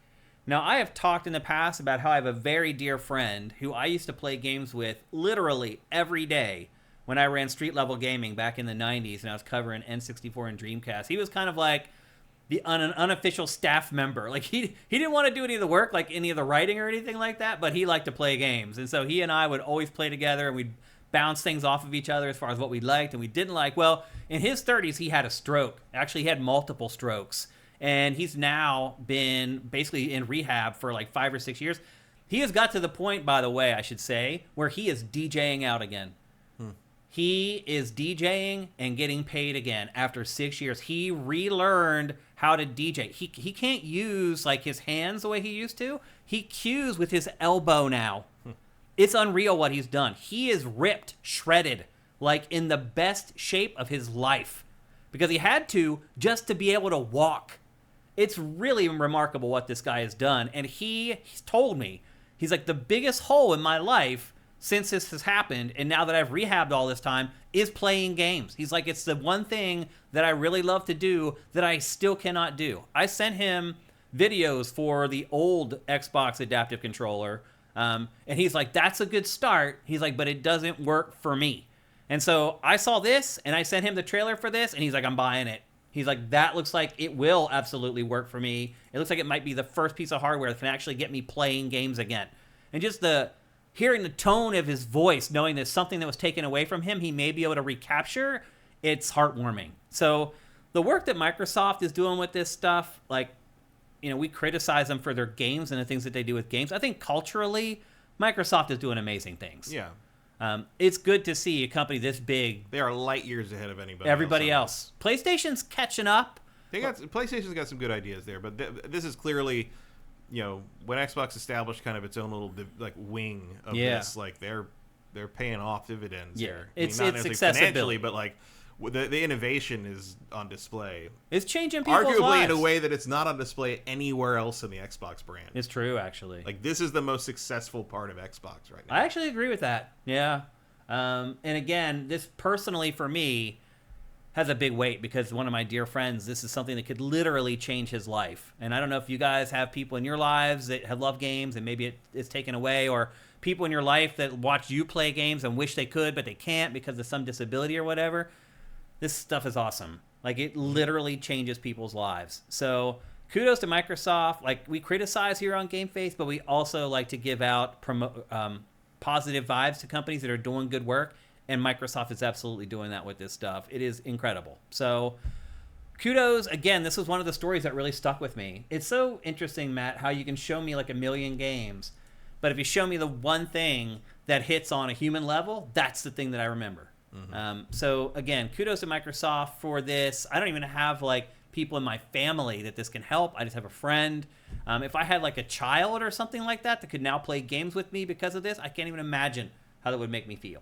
So great job, Microsoft. Again, one of the stories that really came out and hit hard for me at Gamescom. Erebus Jones says, not the point clearly, but that nunchuck controller looks like it could be great for games like Civ, XCOM, etc. You're right. That controller actually looks like it could work well for us. Yeah, there are a lot of use cases for all that hardware they're showing there. Yeah. So you're right. Like, it isn't just for people with disabilities or issues playing games. It could be a great tool for us as well. So once again, kudos to Microsoft for doing that. Next up, another little story about Avowed. And this is not just about Avowed. It's kind of a bigger story in general. The developers from Avowed also said this week that Avowed is going to run at 30 frames per second. And they said, and that's good enough for an action RPG. Yeah. Is it good enough? I mean, it's going to be 60 on my PC. Yeah. So whatever. Yeah. Anyone expecting 60 frames per second to ever be the standard for anything on console is fooling themselves, and always has been. They're always going to push the graphics to a point where it can only be 30 frames per second. Yep. Yeah. Always. It's just like let's go right back to the N64. Yeah. It's like, you know what? We're going to push the games on this platform so hard, they're going to run at 12 frames per second at times. And one of them is going to be considered the best game of all time still. Yeah. 25 years later. I mean, so clearly 60 frames per second, not that necessary. It is kind of crazy to think back to then that it was a lesson that the publishers learned with one of the very first ever massively successful 3D games, was that frame rate doesn't matter all that much to a large number of people. Now, obviously, PC Master Race, they're all wringing their hands right now listening to this. I get it. But they don't need to worry about it. Yeah, because they're going to get their 100 and whatever frames or whatever their machine can handle. It's not going to be a big deal for them. So I agree with you. I don't think 30 frames is that big a deal. I've come to expect it at this point playing games on console. And I'm not a frame rate snob either. I like in shooters. I feel like a shooter, if you're going to play it competitively. A shooter probably needs something more. It needs 60. And it needs to be steady. Right. Like if you're dropping frame, if you're chugging everywhere, even at 60, like that's not okay. Yep. Like I'm much more concerned about steady frame rate than me too. The number. What about like Dark Souls and games like that? Are you okay with those at 30 frames where literally every frame matters? I mean, I did play them at 30. Yeah, we all did. So. Yeah. So it's really... I certainly prefer them at a higher, but they're certainly not unplayable. Yeah. I think maybe this is more of an indictment on Xbox Series X, that this is what it's capable of. And I mean, it's not like the PlayStation 5 is doing much better. It's true. Yeah, there aren't a lot of. I saw a lot of people that are complaining about. I was like, well, how come the last Xbox could run Witcher 3 at 60, and this can't run anything? It's like Witcher 3 isn't doing any of this stuff. I mean, throw ray tracing into Witcher 3 like the PC update and see how that's going. Right. Yeah. It's just not. Yeah, it's not going. Not comparable. It's not happening. You can either have the bells and whistles graphically, or you can have a high frame rate. Pick Yeah. one. And it should be. You can certainly argue that like they should give you the options on that on PC on console, same way you have it on PC. And maybe they will eventually. I mean, there's I would say a performance mode is less important to a lot of people. And what was Starfield is never going to run at 60 on console. No, I think it is actually. I think that's one of their big updates is coming. I thought that one of them was like it can't on the S or something. And maybe not on the S, but Series X is going to get a 60 frames per second mode. It's in the works right now. I think it's coming out with the Shattered Space expansion. Yeah, but like, you kind of get what you pay for. You do. Regard. I mean, if you're buying a PC, you go try to build a $500 PC that runs that shit at 60. Yeah. Like it ain't happening, man. Doesn't happen. Just to get it to run even at all. Lucky to get the graphics card. You can't even get the GPU for that price. Yeah. So look, I hear you. If you're a PC player, you're used to high frame rates. I've been a console player and a PC player, so I've learned to deal with the 30 frames per second on console. It doesn't bother me that much. The other thing too is that like I record footage for GameFace at 30 frames per second so that it looks great in the TriCaster, and pretty much all the assets that we use for GameFace are 30 frames per second. And so I actually play a lot of games in 30 frames per second to capture footage, at least for an hour or two. And it doesn't bother me. It really doesn't. Like, I don't know. I feel like it's something that's overblown, or maybe it's just something that PC gamers like to use is like, this is why I'm spending the extra money to play games or whatever. Some of that. And some of a lot of it's just console warring. Yeah, that's true too. Yeah. Like 30 frames a second is never going to stop me from playing something I want to play. It's not going to keep me from playing Avowed. No. It is good enough to me. It's not stop me from playing Star Wars Outlaws. Yeah. Actually, what does that run at? I'm pretty sure that's 30 on Xbox. Is it? I'm playing in quality instead of performance. But I've never seen it stutter or anything. I don't know what I'm playing. Whatever the default was. That's performance. I did turn off the CinemaScope setting. Like, it's cool how you can play the whole game letterboxed if you want to. I guess, but I thought it looked weird, so I changed it to full frame. Me too. Yeah. But that's it's fine. It looks fine. It's fine. Yeah. Yeah. Doesn't bother me at all. I never once was I like, I wish this was 60 frames per second. I'm sure once I play it on PC, I'm like, oh yeah, this looks and feels better. Yeah. Sure. But like, am I playing it and being like, this is awful, I wish I had better? No, it's not a problem. Yep. My problems are elsewhere. So anyway, I think 30 frames per second, as long as it's rock solid, is good enough. And that's what we're going to be, most of us are going to be playing Avowed at 30 frames per second. Previews went up today, Matt, for we kind of wondered if it was a remake or a remaster of Metal Gear Solid 3. It's clearly a remake. In terms of you have to make everything all over again. Yeah, I mean, they had to completely up-res all the assets. You're at a point where it's like there's a remaster where you just take all the assets and sort of upscale everything or sort of redraw the sprites or whatever. There's a remake where you remake everything from the ground up, and there's a reimagining where you change the game substantially. Yeah. This is a remake. Well, as it turns out in the previews today, game again. In the previews today, basically the message was it's exactly the same game. Konami was terrified to change anything. I mean, have you met Kojima fans? Like, that seems pretty reasonable to me. Well, the funny part for me about all this, Matt, is maybe it'll just play better. I mean, I tried to play 3 again last year or something. They haven't changed anything though, Matt. But like maybe just like button layout, like the fact that you've got to press this button to sneak properly versus, I mean, I don't know. The CQC stuff in this is kind of bonkers, honestly. It's pretty nonsensical. Maybe a menu system that doesn't take 4 hours to get through. You just want to change the face. Right. Like, I don't know. There's got to be some shortcuts you could throw in there, but I don't know. Well, basically, this is like a frame for frame of the original. Konami has done very little. The funny part about this to me, Matt, Matt, it's just weird that you can see his eyes. Yeah. Is that they ran Kojima off, basically. I mean, he didn't necessarily want to leave Konami. They were jerks to him until he left. And now that he's gone, it's like they keep licking his ass. It's like all the developers who are still there are like, oh, we would never do anything to mess with Kojima-san's art.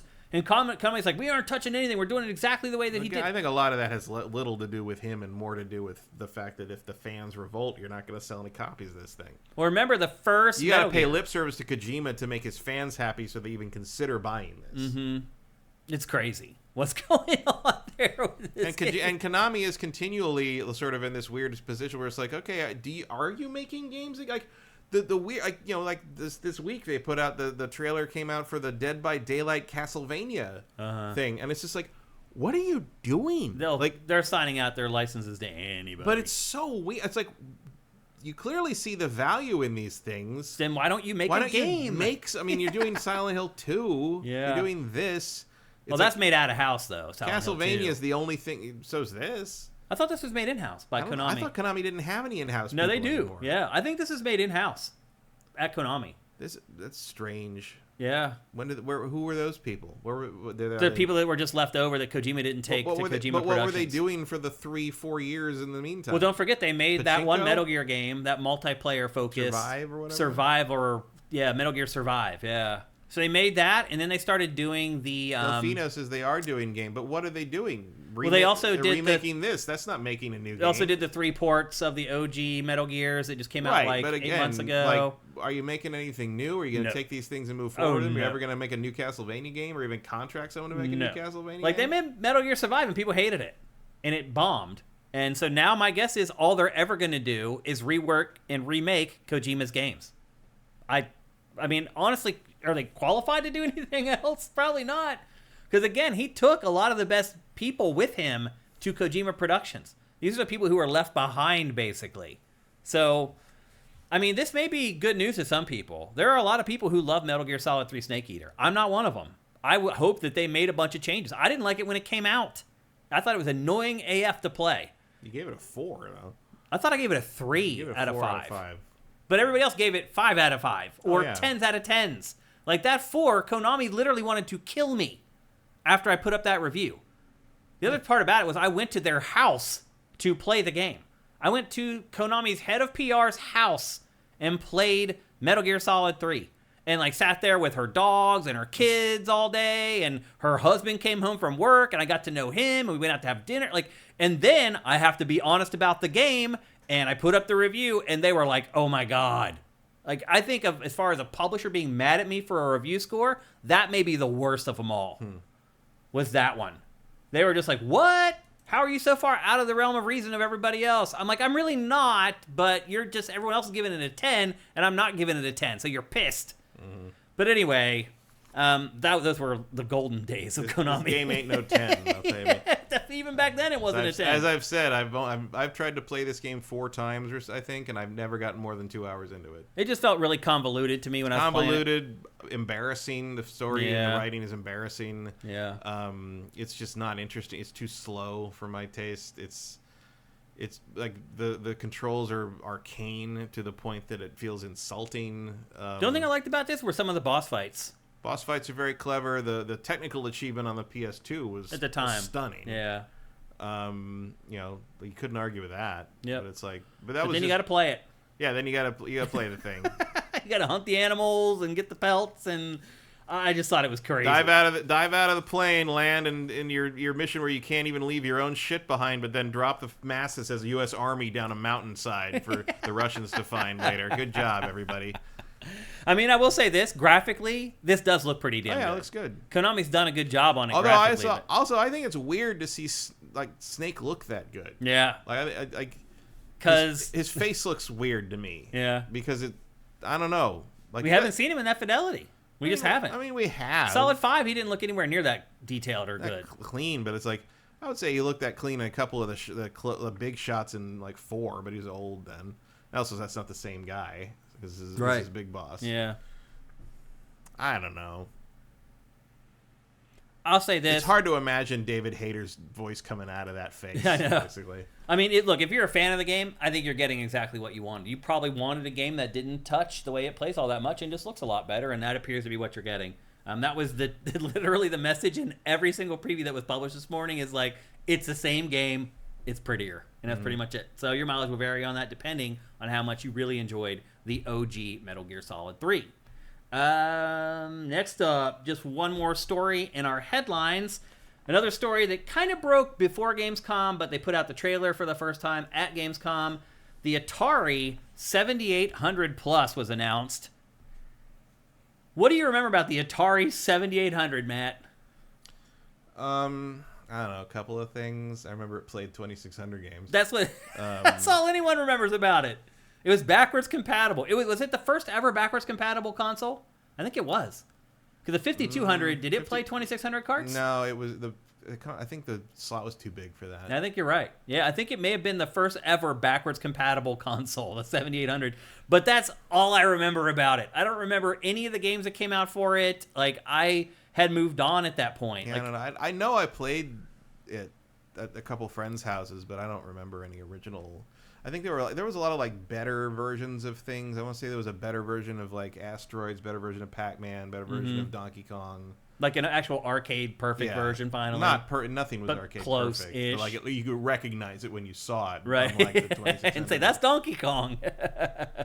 Yeah, the 7800 is not a console that lives in people's memories. It's like this shining beacon on the hill. Really, and like the 2600 thing they released already did 7800 games, and it actually sold really well. The 2600 one that was last Christmas or last holidays, I think. And I would argue that that's partly because the 2600 has a lot of visual nostalgia to it. This one, most people don't even know it happened. Well, the other thing to remember with this too is that while it does play 2600 and 7800 cartridges, it is not a micro console. It's not one of those consoles that comes loaded with like 30 or 40 games like they usually do. It comes with one free game that's a new game for the 7800. So it's not like the NES Classic where there's like 50 NES games or the PlayStation Classic where there's 40 games or whatever. This is literally just a console that plays cartridges. Although there probably will be some, there will be cartridges you can get that have everything on. I'm sure. And you can also download games to this. It comes with an HDMI port, so you don't have to have the old CRT television. The problem is that, and I was interested. The thing that was interesting when the trailer went up for this, I actually sent it to a group, one of like my movie group I'm in, because a lot of people in that group are older than us, and so there's like they have more clear memories of the Atari platforms. Because we were so young, we're just like, I remember it's just a them, blur. but they're not like and like all of them were like, nah, don't need to play those again. Like they did not have it. I mean, look, I can count the number of Atari 2600 games I'd actually want to play again on like one hand. Yeah, like they're not. It was not a wonderful. There's 5 to 10. Yeah. That era is just sort of not great. Yeah, unless you're in the arcade. Yeah, it's true. And for that price, what, 130 bucks. Yeah. Nuh-uh. Yeah. Nuh-uh. Separate. It comes with one wireless controller. The separate. Each one is $30. I don't think they've talked about like just pay $70 and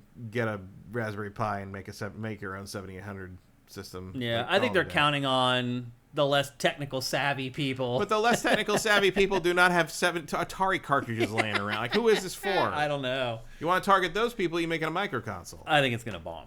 Yeah, I don't. I mean, honestly, a the only people I know who might have been actually interested in it, who owned them when they were kids, like just looked at it and said, "No, I'm good." Because again, it doesn't come loaded with games. No, it's well, also because who wants to fish out these old cartridges from their attic? As one of them said straight out, they're like, "It's just the best we had at the time." Mm-hmm. Like, it doesn't mean it's worth going back to. No, I agree. Yeah. So anyway, there are pre-orders open right now if you're interested, and I think it launches like late November or maybe early December. Yeah, it's like right around Christmas. Yeah. And I just think it's not going to do very well. It's overpriced. Dude, $130? I bet you that thing costs $10 to make. Yeah. Literally, probably like $10.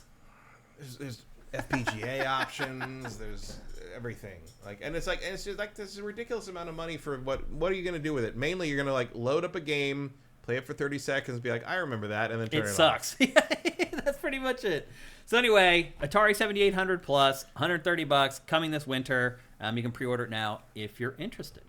And with that, we're about ready to talk about Star Wars Outlaws. But before we do, here's a word from our sponsor, LS Cream.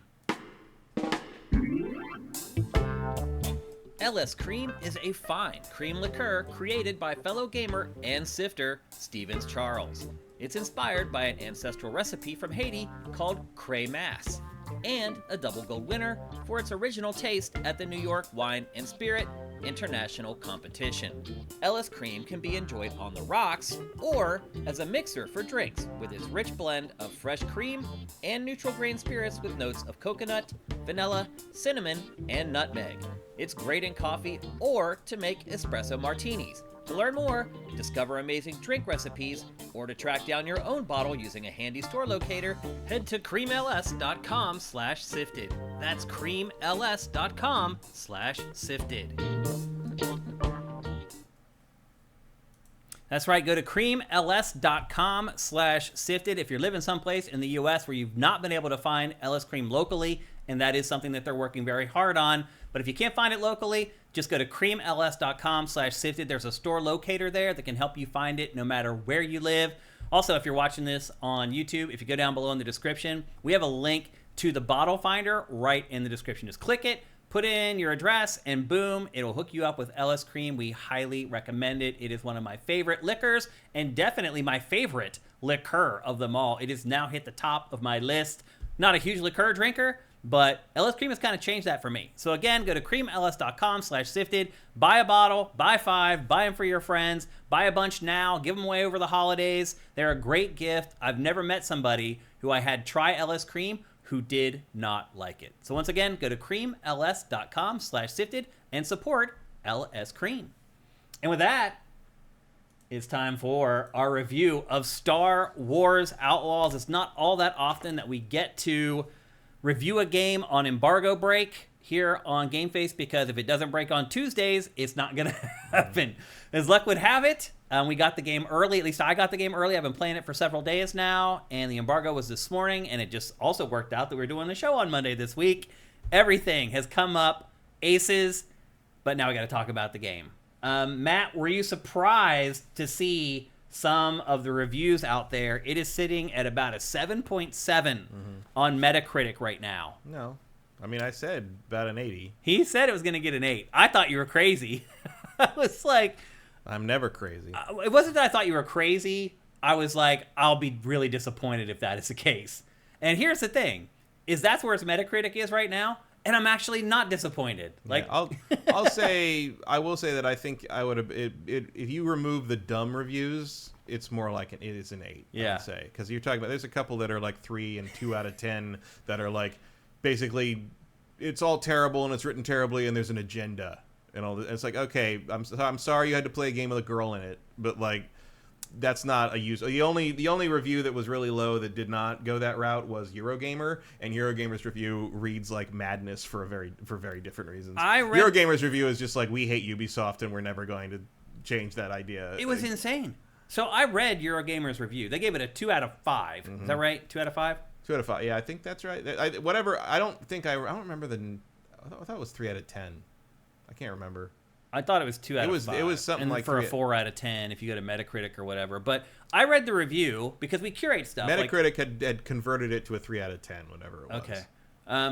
We read stuff and decide whether it should go on the site or not. And having played the game, I read Eurogamer's review, and for me personally, it was so far out of the realm of reason that I did not curate the review, because I don't think it accurately represents the game. And that's part of what we do at Sifted, is we cut off the crap, basically. And I'll just be honest with you, that review to me was crap.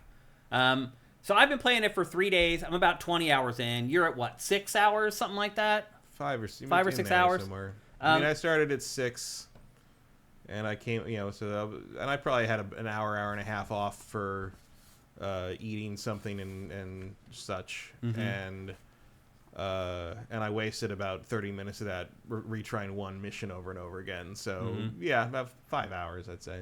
The first thing I am going to I'm about to fix the ship and be able to actually get to the open world. Okay. Basically. First thing I will say is that I saw a lot of reviews that had tons of bugs, and it's not just written reviews where they're like, "Oh, I had a bunch of bugs," and they don't show them to you.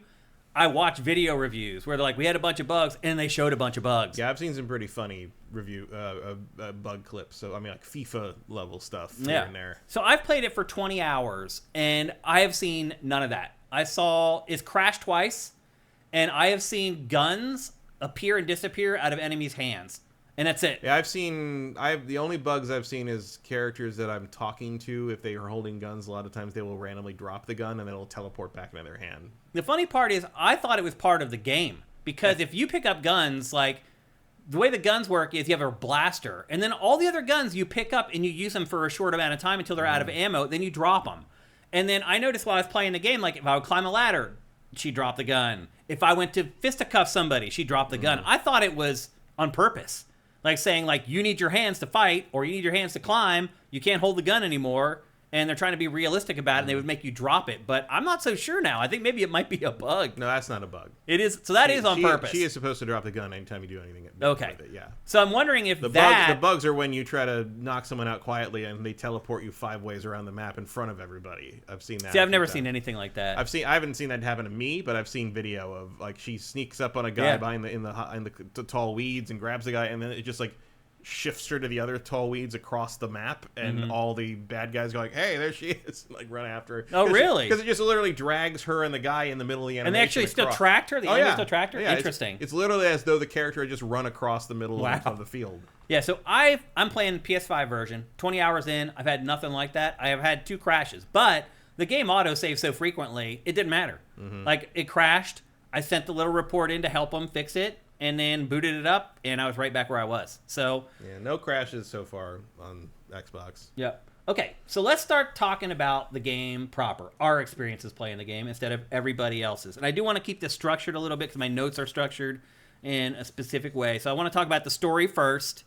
There's actually a small cinema that happens before this cinematic with a guy who ends up becoming the villain in the game. And he basically is at a meeting with a bunch of other villains, and he kills them all. And then it cuts to this. And you meet Kay for the first time. Kay is kind of down and out. She's a scoundrel. She's basically a criminal.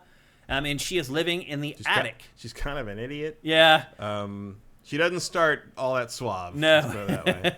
And she's living in the attic of basically her mentor's bar. There's a flashback scene eventually that happens that shows her as a child. And you see that the owner of the bar has known her entire life.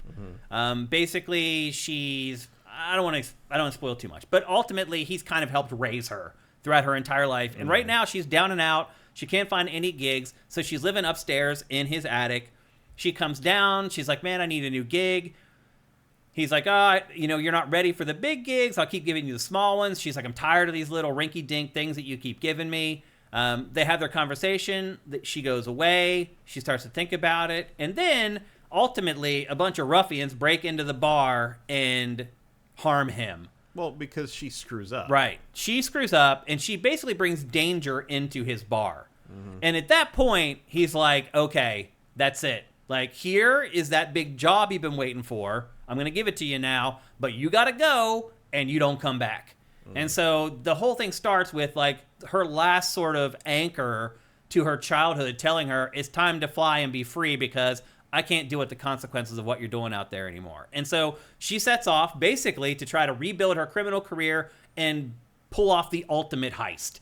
And that's kind of the general framework of the plot. Now, things change, and as you might expect, there's betrayal and all these other things that happen, but that is the driving force of the plot, is that you are a scoundrel, a criminal, and you are trying to work with all the criminal factions in the game to make basically as much money, get that one final score so you can stop being a criminal. That's sort of the whole concept behind the game. What do you think of Kay, other than her being stupid? I think that's intentional because she has to grow into the Han Solo archetype.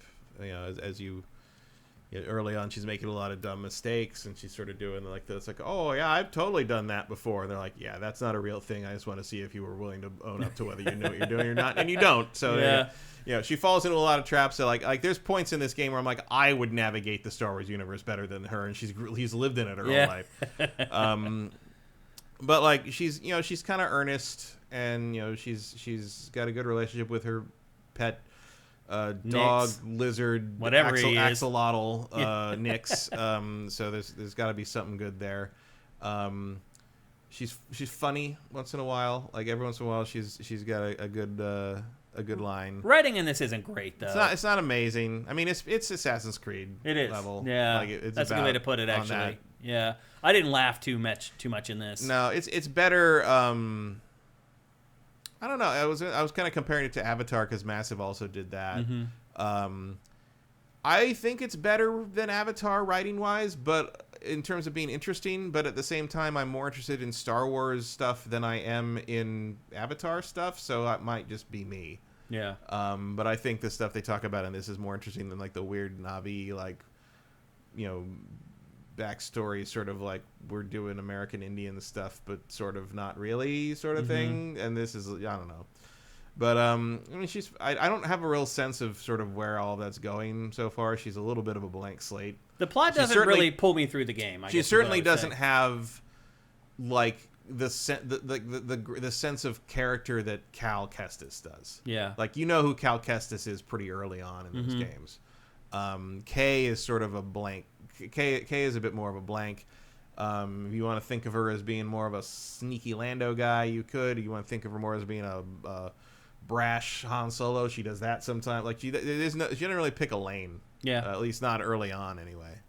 I mean, I'll be honest with you. The story has not pulled me through this game. It's okay. Well, the story, but I can't. It's not like I can't wait to see what happens. Right. Well, next. the story. I mean, again, the story is going to always have it's working against itself because it's about the underworld stuff, and that's boring. That's real. There is no grand destiny. There is no great thing you can do. It's set between Empire and Jedi, so you can't actually make any real difference in the universe. It is purely about this one person trying to do this one thing for herself and learning along the way that, hey, maybe she should trust people once in a while, even though her mother abandoned her or whatever. There's a lot of like backstory stuff that kind of gets into why she is the way she is. The other thing is sort of like, I don't know, like you step into this world with her and you're like, okay, she's like, but what? I guess she's just done weird little odd jobs since then, but like before this, but you kind of wonder what she's been doing all this time. Because nothing about what happens in this really is all that special. It just happens to all go wrong the right way to get her to have to leave the planet. Well, I think her stupidity and her gullibility has led to her being unsuccessful. Right. I think that's the plot. But I just don't understand how she's still that naive about this stuff and not dead. Yeah, in this world, because she's Well, I think it's because her mentor has protected her. He has, but like he's not protecting her out in the streets. And everybody knows who she is. So clearly she's been at this for a while. Yeah, and no one thinks too much of her because she's sort of a fuck up. Yeah, basically. This isn't one of those games where you walk around and everyone's like, "Oh my god, it's Kay." No. Most people are like, "You owe me money." The most interesting part of the plot in this game is how her past keeps coming back to haunt her. Constantly throughout the game, people that you have not met in the game show up out of nowhere, and they're like, "Hey, you stole my ship 5 years ago," or "You owe me from this heist that we did, and where's my credits?" Like because in the original trilogy, Han Solo was constantly dogged by what he owed Jabba. So every time we do an underworld story in Star Wars, the main character has to constantly have people that say they owe them something pop up and become a complication because, God forbid, we come up with a new idea. So it's sort of the thing that's pulling you through this game is that you're in Star Wars. Yep. That's it. Yep. And it's a very powerful tonic, rather. Yes. It's very, very powerful. It can also be a toxin at times.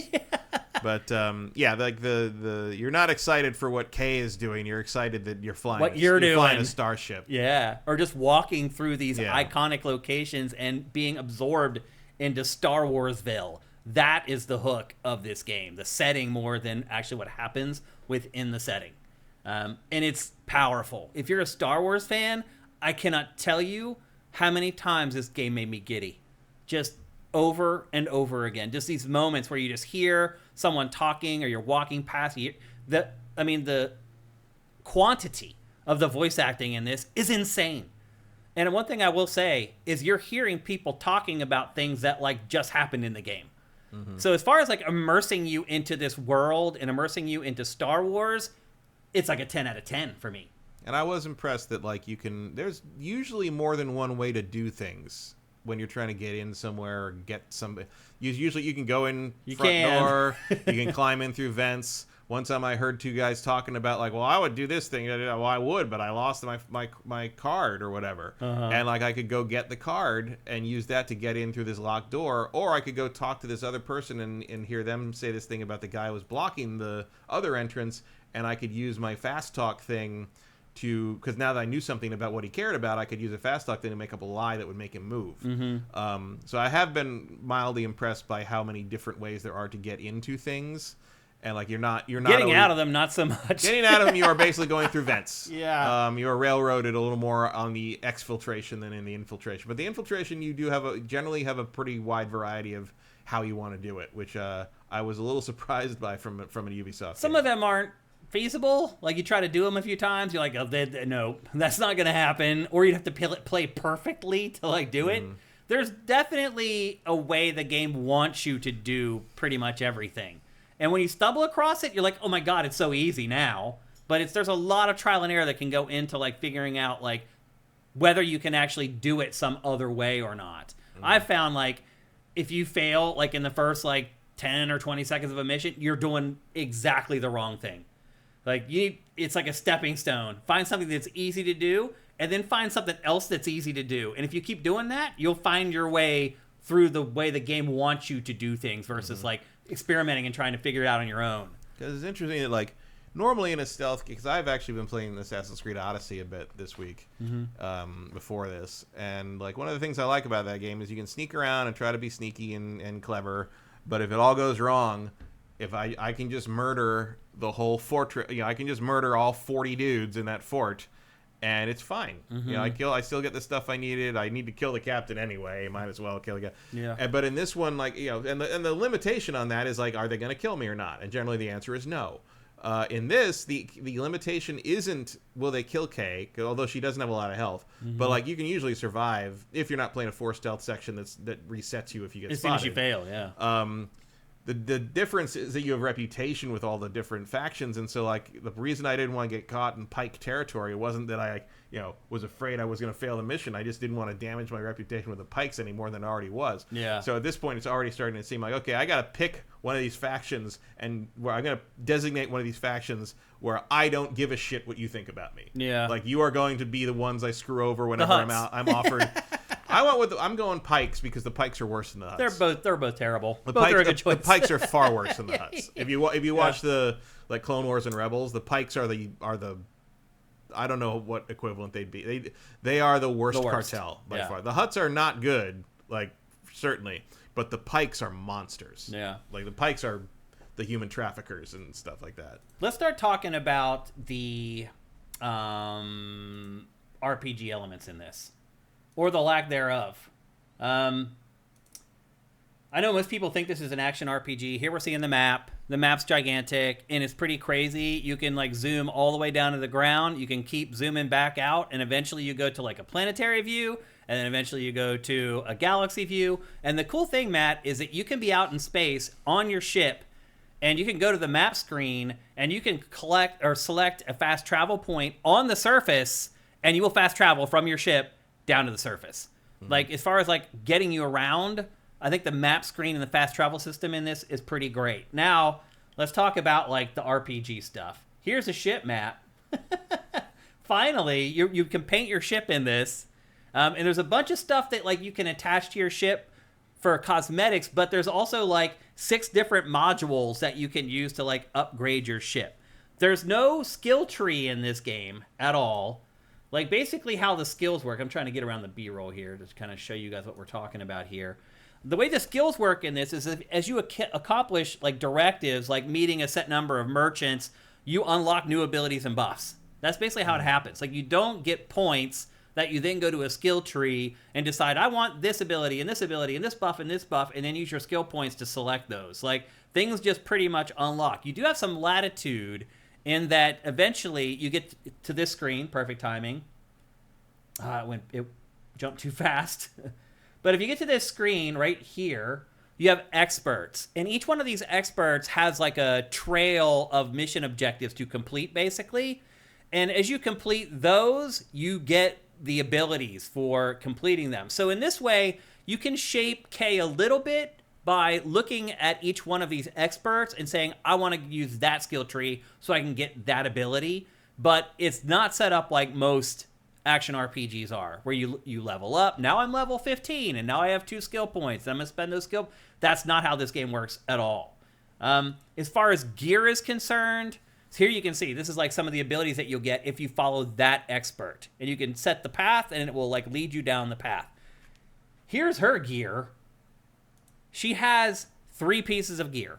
She has a top, she has like a belt basically, and then a bottom. And a lot of the ones that you get are just cosmetic. They don't do anything. And one thing you can do in this is you can choose what you want as the cosmetic and what you want as far as your abilities are concerned. But this stuff, like getting like new boots that actually do anything, it's like once every like 10 hours. Like you're not constantly getting gear that's just like one little tick better than the thing you had before. I like that. I don't like constantly having to go to the menus and like, oh, now I'm going to put on this piece of armor that's 0.05 more powerful at fire resistance than this other one that I had. Like it really kind of pulls back on the minutia of the RPG. And I really kind of struggle to call this game an action RPG. No, I would say this is more of an action stealth game. Yeah, it really feels that open world action stealth game. Yeah, like that's how it feels to me. I mean, that doesn't surprise me. It's what it always looked like. Like they never showed. Yeah, they showed the expert, system and all this stuff. It's not an action RPG really. And here you can see the ship. Which is fine. Not everything needs to be an action RPG. Yeah, that's true. So you can see the ship has 3 weapon slots, 2 defense slots, and a propulsion slot. All of those absolutely do things to help your ship. And I found that like after I upgraded my ship one significant time, I was just a destroyer. Mm-hmm. Out in space, like 3 shots of my laser cannons, I was wiping out most TIE fighters. Apparently once you get the turret, like space combat is no longer really a problem for anything. Yeah. But look, you can build up your ship. I just don't feel like the game is balanced all that well for it, unfortunately. That's what the DLC is for. Yeah. As far as like picking up missions and things like that, at first it feels like the game is going to be one of those where you got to go back to the cantina or the bar if you want a new mission. And it does work that way for the first few hours, but eventually it cracks open and you're getting a mission objectives from all over the place. Like you're just running into random people out in the world that are giving you mission objectives. And a lot of the primary quest objectives do not come from just one person.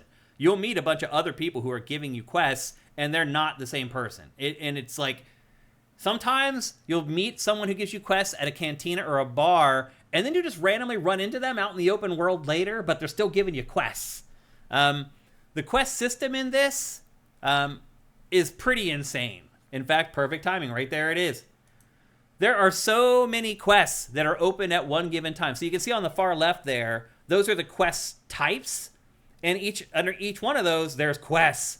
And I'll just be honest, Matt, like, I really struggled after a while to tell the difference between the side quests and the main missions. I don't know if that's an indictment on how unexciting the main quests are or how well thought out the side quests are. But I found myself going down rabbit holes because this game does a really good job of, like, getting you started on a quest line and keeping you hooked into that quest line and finishing it.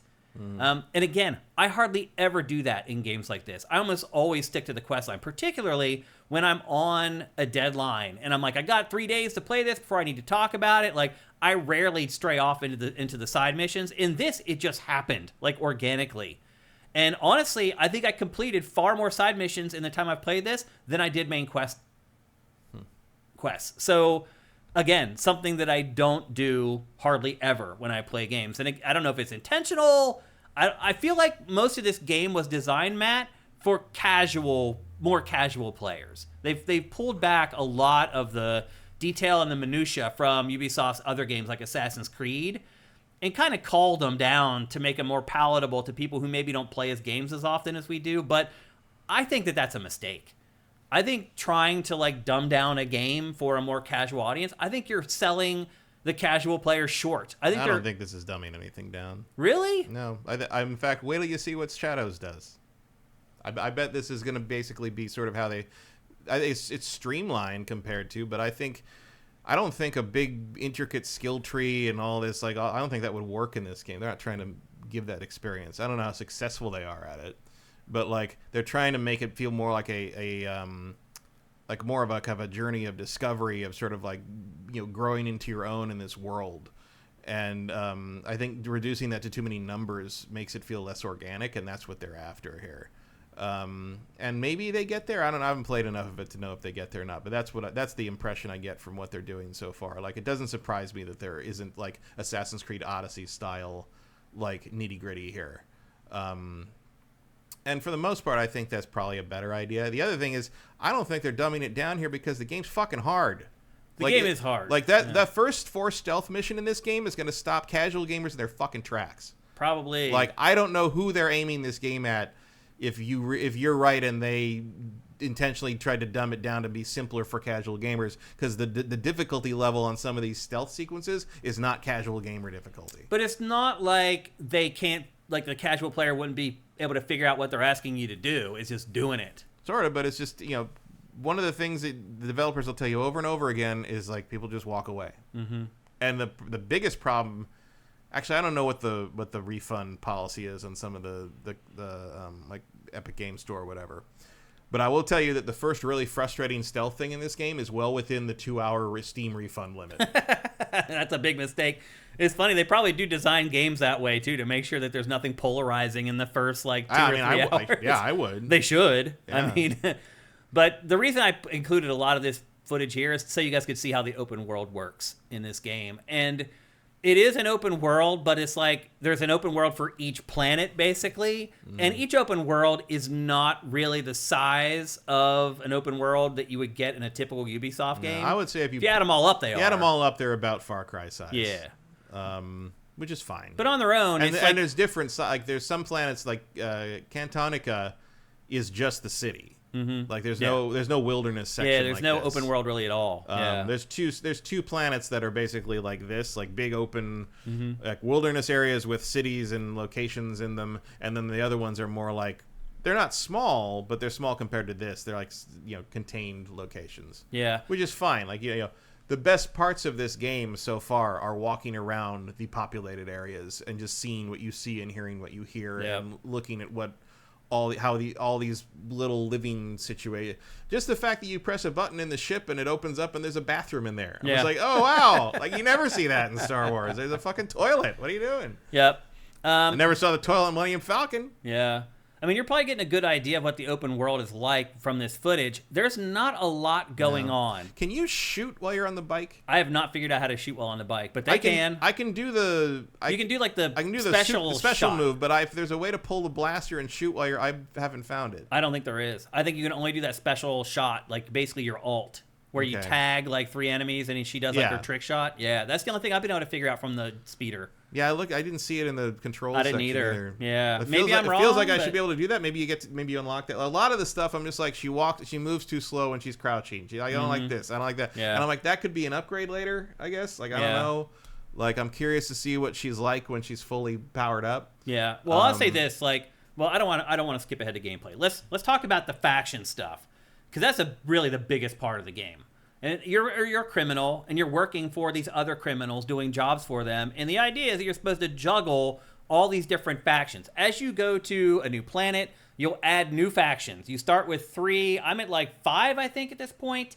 And everything you do in this game is going to please one faction, and it's going to piss the other one off. I started out, I'm like, hey, I want to keep most of these people happy. So that, because what happens is if you keep them happy, you get stuff at the stores cheaper. You can travel into their territory without being hassled. If you go into like facilities, they'll leave you alone. You can just walk around and just scavenge stuff if you want to. If you're on their bad side and you drive past them on the speeder, they'll jump on their speeders and they'll come after you and they'll harass you until you kill them. You get bad deals, or they just won't even let you into certain parts of the game. So I was like, oh, I need to make sure everybody's happy. That's impossible, because again, if you're pleasing one person, it's pissing somebody else off. So to your point, I was like, I'm just going to always fade the Hutts. I hate the Hutts. Like, I won't care if they hate me or not. You can't do that. Eventually, you're going to do something that pisses some other faction off and makes the Hutts happy. It's very hard to intentionally shape how the factions feel about you. I found it difficult. Like, in the end, I was like, I have 2 factions that kind of like me and the rest hate me. And everywhere I go, people are trying to kill me now. But that's kind of how the system works. And at certain points, you're forced to make really tough decisions. They're like, do you want to bribe or do you don't want to bribe? The other thing this game does is it makes you a bad guy. It makes you do bad stuff. Like, I don't want to bribe anybody. But the decision is like, bribe or don't bribe. And if I don't bribe, then I'm screwing somebody else. Like, there's no I don't know if there's any way to play this as a good person. I think ultimately you have to be a scoundrel. Yeah, I mean, which is the idea. Obviously. Yeah, you're a thief. So. Yeah. So the faction stuff, like I'm 20 hours in. It's a big part of the game, but at this point, I've kind of got to the place where I'm just like, whatever. I don't care that much. Like, if they hate me and I have to deal with them, so be it. Yeah, I've already pretty much decided I'm going to side with the Crimson Dawn, and whatever anyone else thinks, I don't really care. Yeah. I'm going to do my best to not piss off the Crimson Dawn, because I like... they're the best faction. They are, I mean, yeah, they are the closest to not horrible, probably. They're the closest thing to, like, Jedi, basically. Well, no. But they're not. But like, they're good guys, generally, and most of the other ones are not. The Crimson Dawn are horrible monsters. It's a different shade of they're horrible. Just different.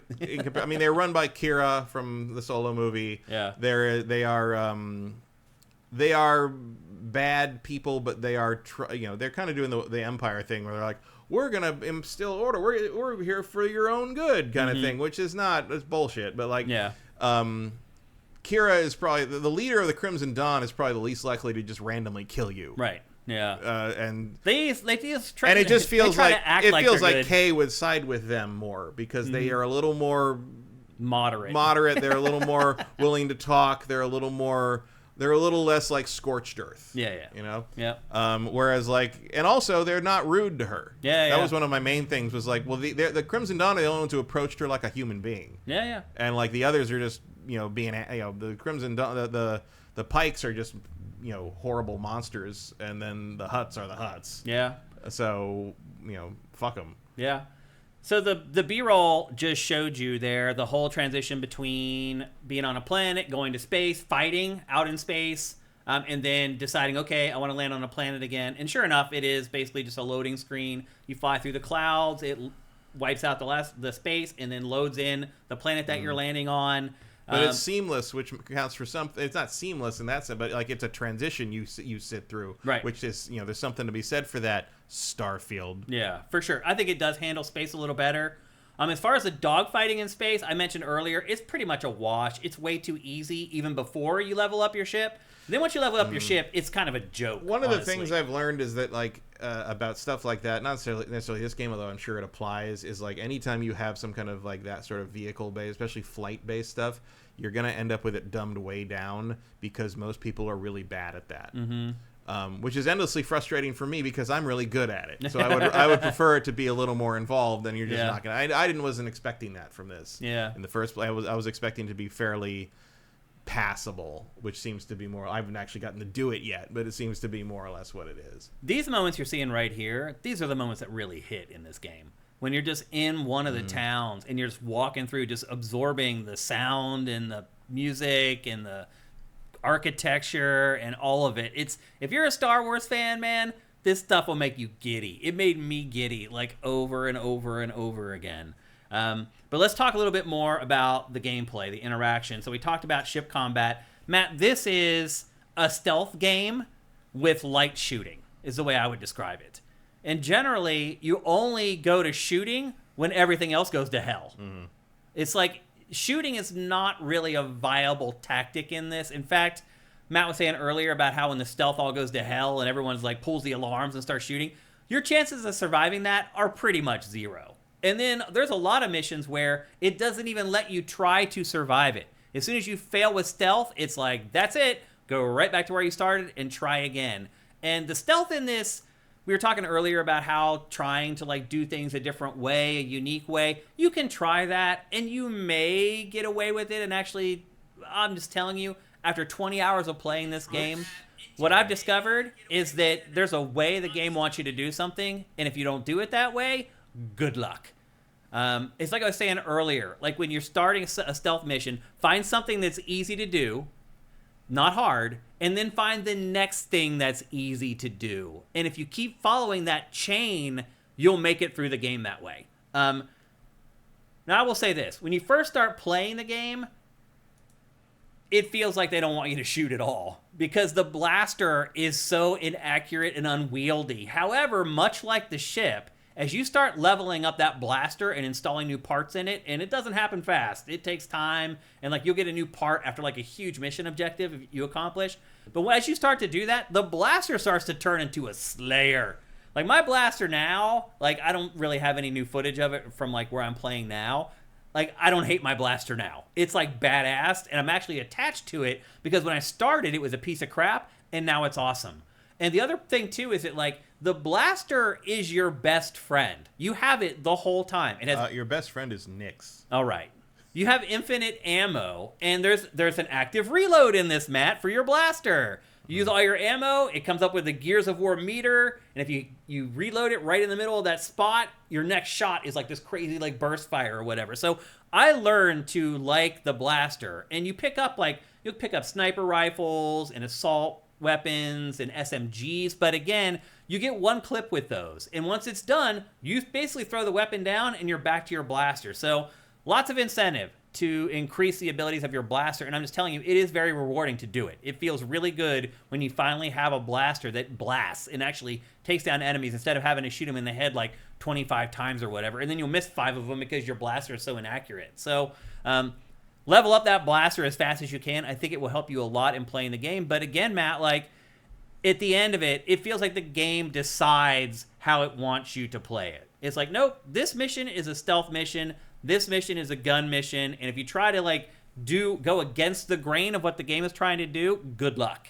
It's pretty rigid as far as that's concerned. Like I really feel like it tries to tell you how it wants you to play big sections of the game.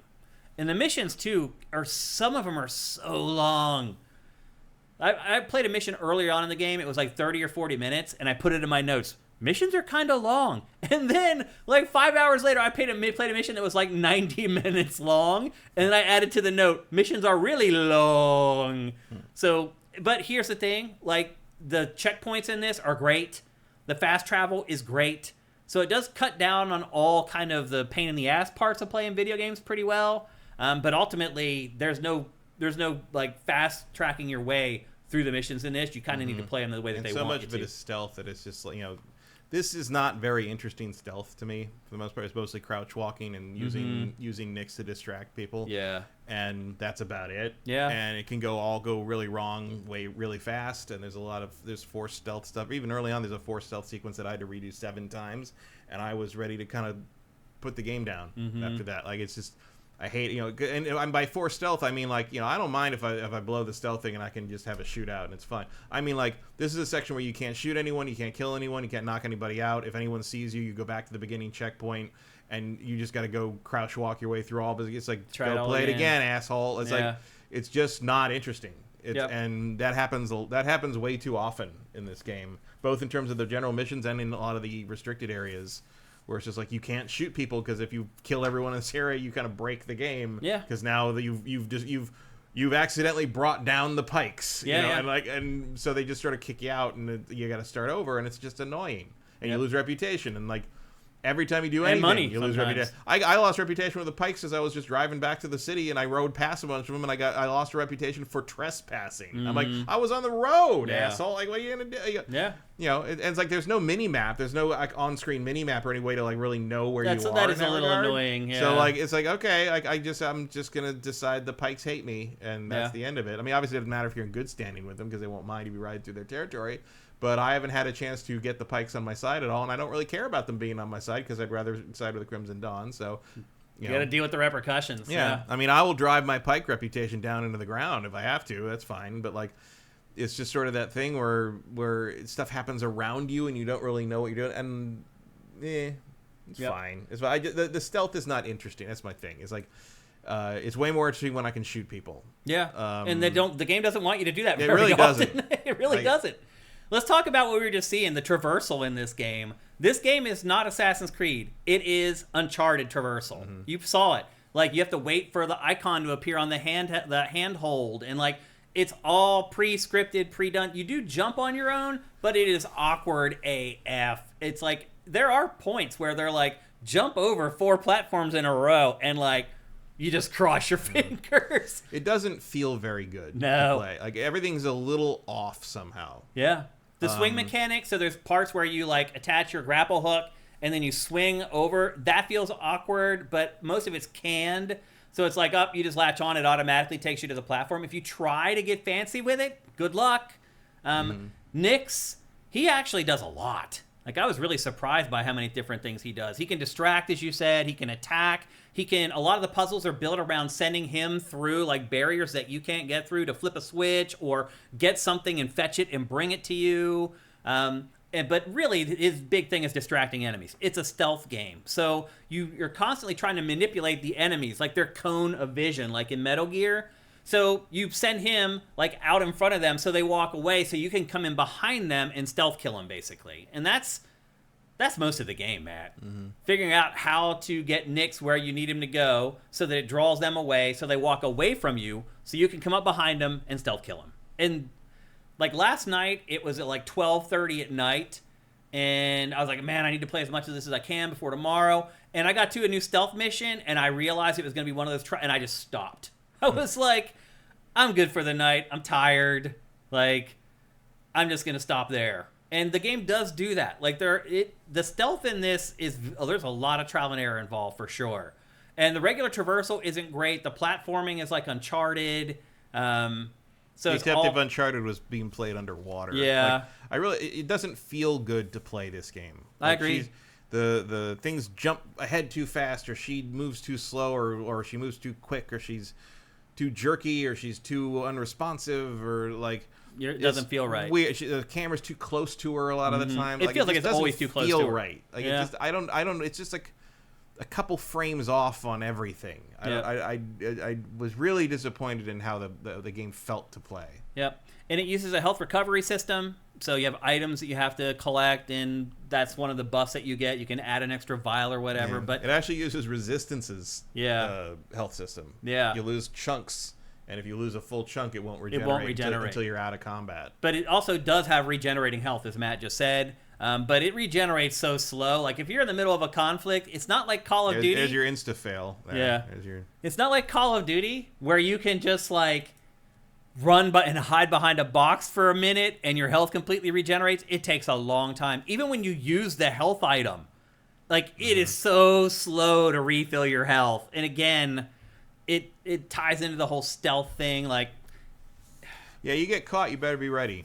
Yeah. Like, I just downstairs just now, I was just a side. It wasn't even a mission. It was just an event popped up. So I went over to go, look in here, I'll fight these pirates or whatever. Yeah. And I ended up having to deal with, like, I attacked one dude, and I thought he was the last guy, and it turned out there were, like, 7 other guys all over, and they all ran over, and I had to have a whole shootout with no actual...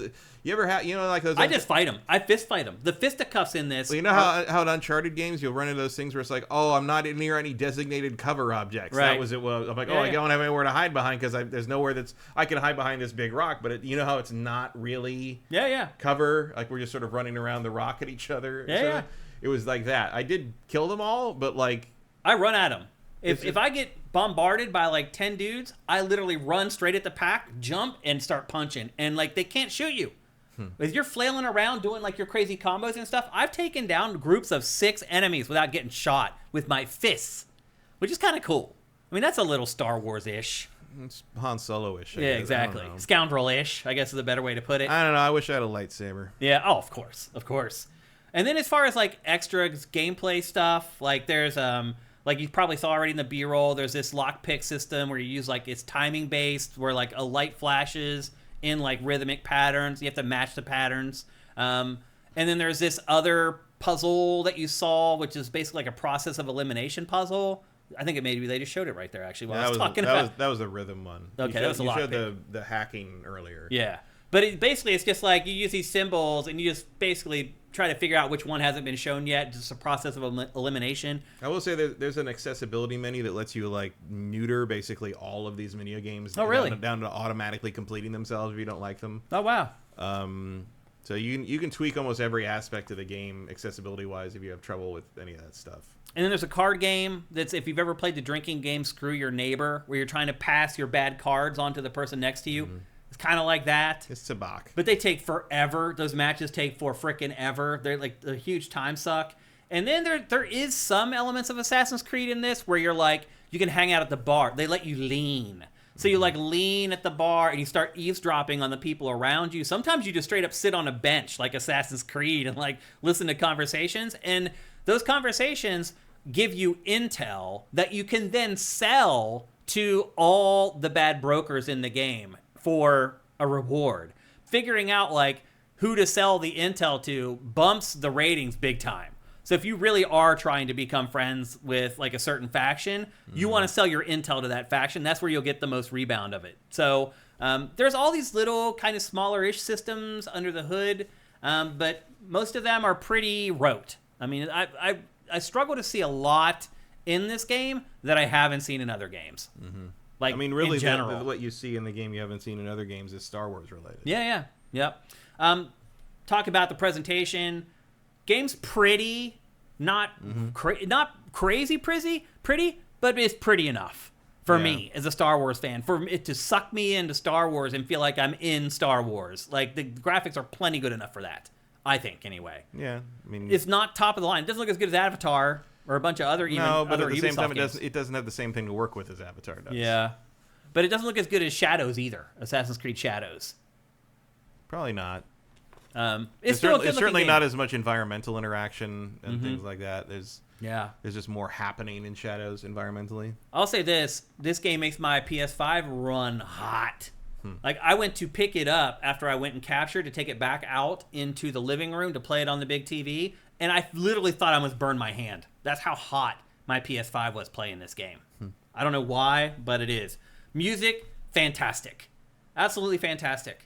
Like, there's some where they're trying to ape Williams or whatever, but I think the best music in this is where they're like, nah, we're going to do our own thing. Like, it's kind of weird to say about Star Wars, but there's like futuristic Star Wars music in this, where it still is Star Wars to me, but it's an entirely different genre from what we're used to with Star Wars. But you still do get the orchestral Star Wars stuff in this as well. Like, I like when you're detected, you get that horn stab, that Star Wars whomp, like... I feel like the audio in this, in general, the sound design, the music, voice acting's passable, but most of the sound design in this is incredible. And again, playing this on my surround sound system, my subwoofer was going bonkers. Like, there's a couple songs in this where it just has this very low sub hit that just goes on for like 15 seconds, and my whole apartment was going. It was freaking awesome. I think the audio in this is incredible. Really something that really stood out for me. Visuals are good, not exceptional, but good enough. And good enough to get me sucked into the whole Star Wars thing. As far as progression is concerned, I already talked about how the fast travel system is great. Obviously, you saw the speeder bike. You also have your ship that you can fly around. And like I said, you're in space. You can warp down to the planet if you want to and fast travel right down to the planet where you need to go. I also like, Matt, how like if you go to the journal for missions and you're like, oh, I need to complete that mission, you can hit, I think it's triangle, and it takes you right to the map where you need to go. And then you can just scroll over, find the next fast travel point, fast travel there, ride your speeder for 100 yards, and there you are to complete the mission. All that kind of stuff, quality of life stuff, I feel like they've handled excellently in this game. I never felt like I was fighting against the game to accomplish things. I felt like the game was helping me accomplish things, which is a sign of generally a well-designed game. So now I guess we're at the point where we tell people whether they should buy it or not. And I would just say that if you are a Star Wars fan, I think this game is pretty close to a 10. I really do. I get that there's a lot of shortcomings with the actual gameplay and the interaction, but like getting sucked into these worlds, Matt, I got giddy playing this game like over and over again. Just these moments where you just walk by and you hear a specific language or something that you did, you hear people talking about, or some decision that you made to screw over some faction. You're like, well, K is like, blah, blah, blah. Like, just in the music and the ambient sound and I've never felt like I was in Star Wars like I feel in this game. Can you think of another game that is better at it? Jedi Survivor is better at it. Yeah. Different thing, but like I feel there's more everyday life sort of on display in that, in the way you kind of interact with all the bar patrons over and over again and sort of get to know them all and their routines. I can get that. Things. You notice like I would pull up to like houses out in the open world and I would stop because I'd be like, okay, what's going on here at this little hamlet? Like, are there people? A lot of times there weren't. No, it's just like you can get a treasure chest, basically. Yeah. It's like Assassin's Creed Odyssey. It is. Like it was weird that I actually kind of ended up playing Assassin's Creed Odyssey this week, and then playing this was like, oh, this is very it is definitely an outgrowth. It's not like them very much in terms of progression or sort of how you play. In terms of you got obviously you have a blaster as your main weapon, but like it does take a lot from the ancient trilogy of Assassin's Creed games. Obviously I am a Star Wars fan. I don't think that's under debate. Definitely not. I mean, obviously, I'm only about a fourth of the way in as far as you are. Yeah. I don't think this is all that great so far. It is. I don't have a way of spinning this game where I can't describe it as a disappointment. Oh, it's definitely disappointing. Yeah, I would agree with that. Yes. I agree with you completely on the Star Wars porn. Like 100%. Like 100%.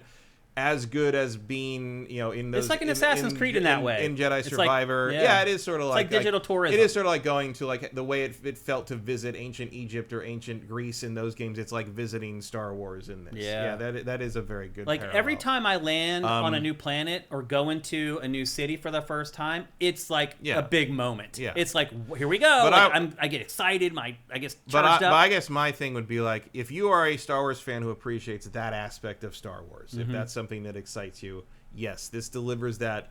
It delivers the feeling of going into the cantina in Jedi Survivor, except that's the whole fucking game, basically. However, if that is your if you're that kind of Star Wars fan and you have a lot of patience for extremely mediocre stealth gameplay, pick it up. Yeah. But like as a Star Wars product, this is like a 9 out of 10 for me. Yeah. As a game, this is like a 7.5.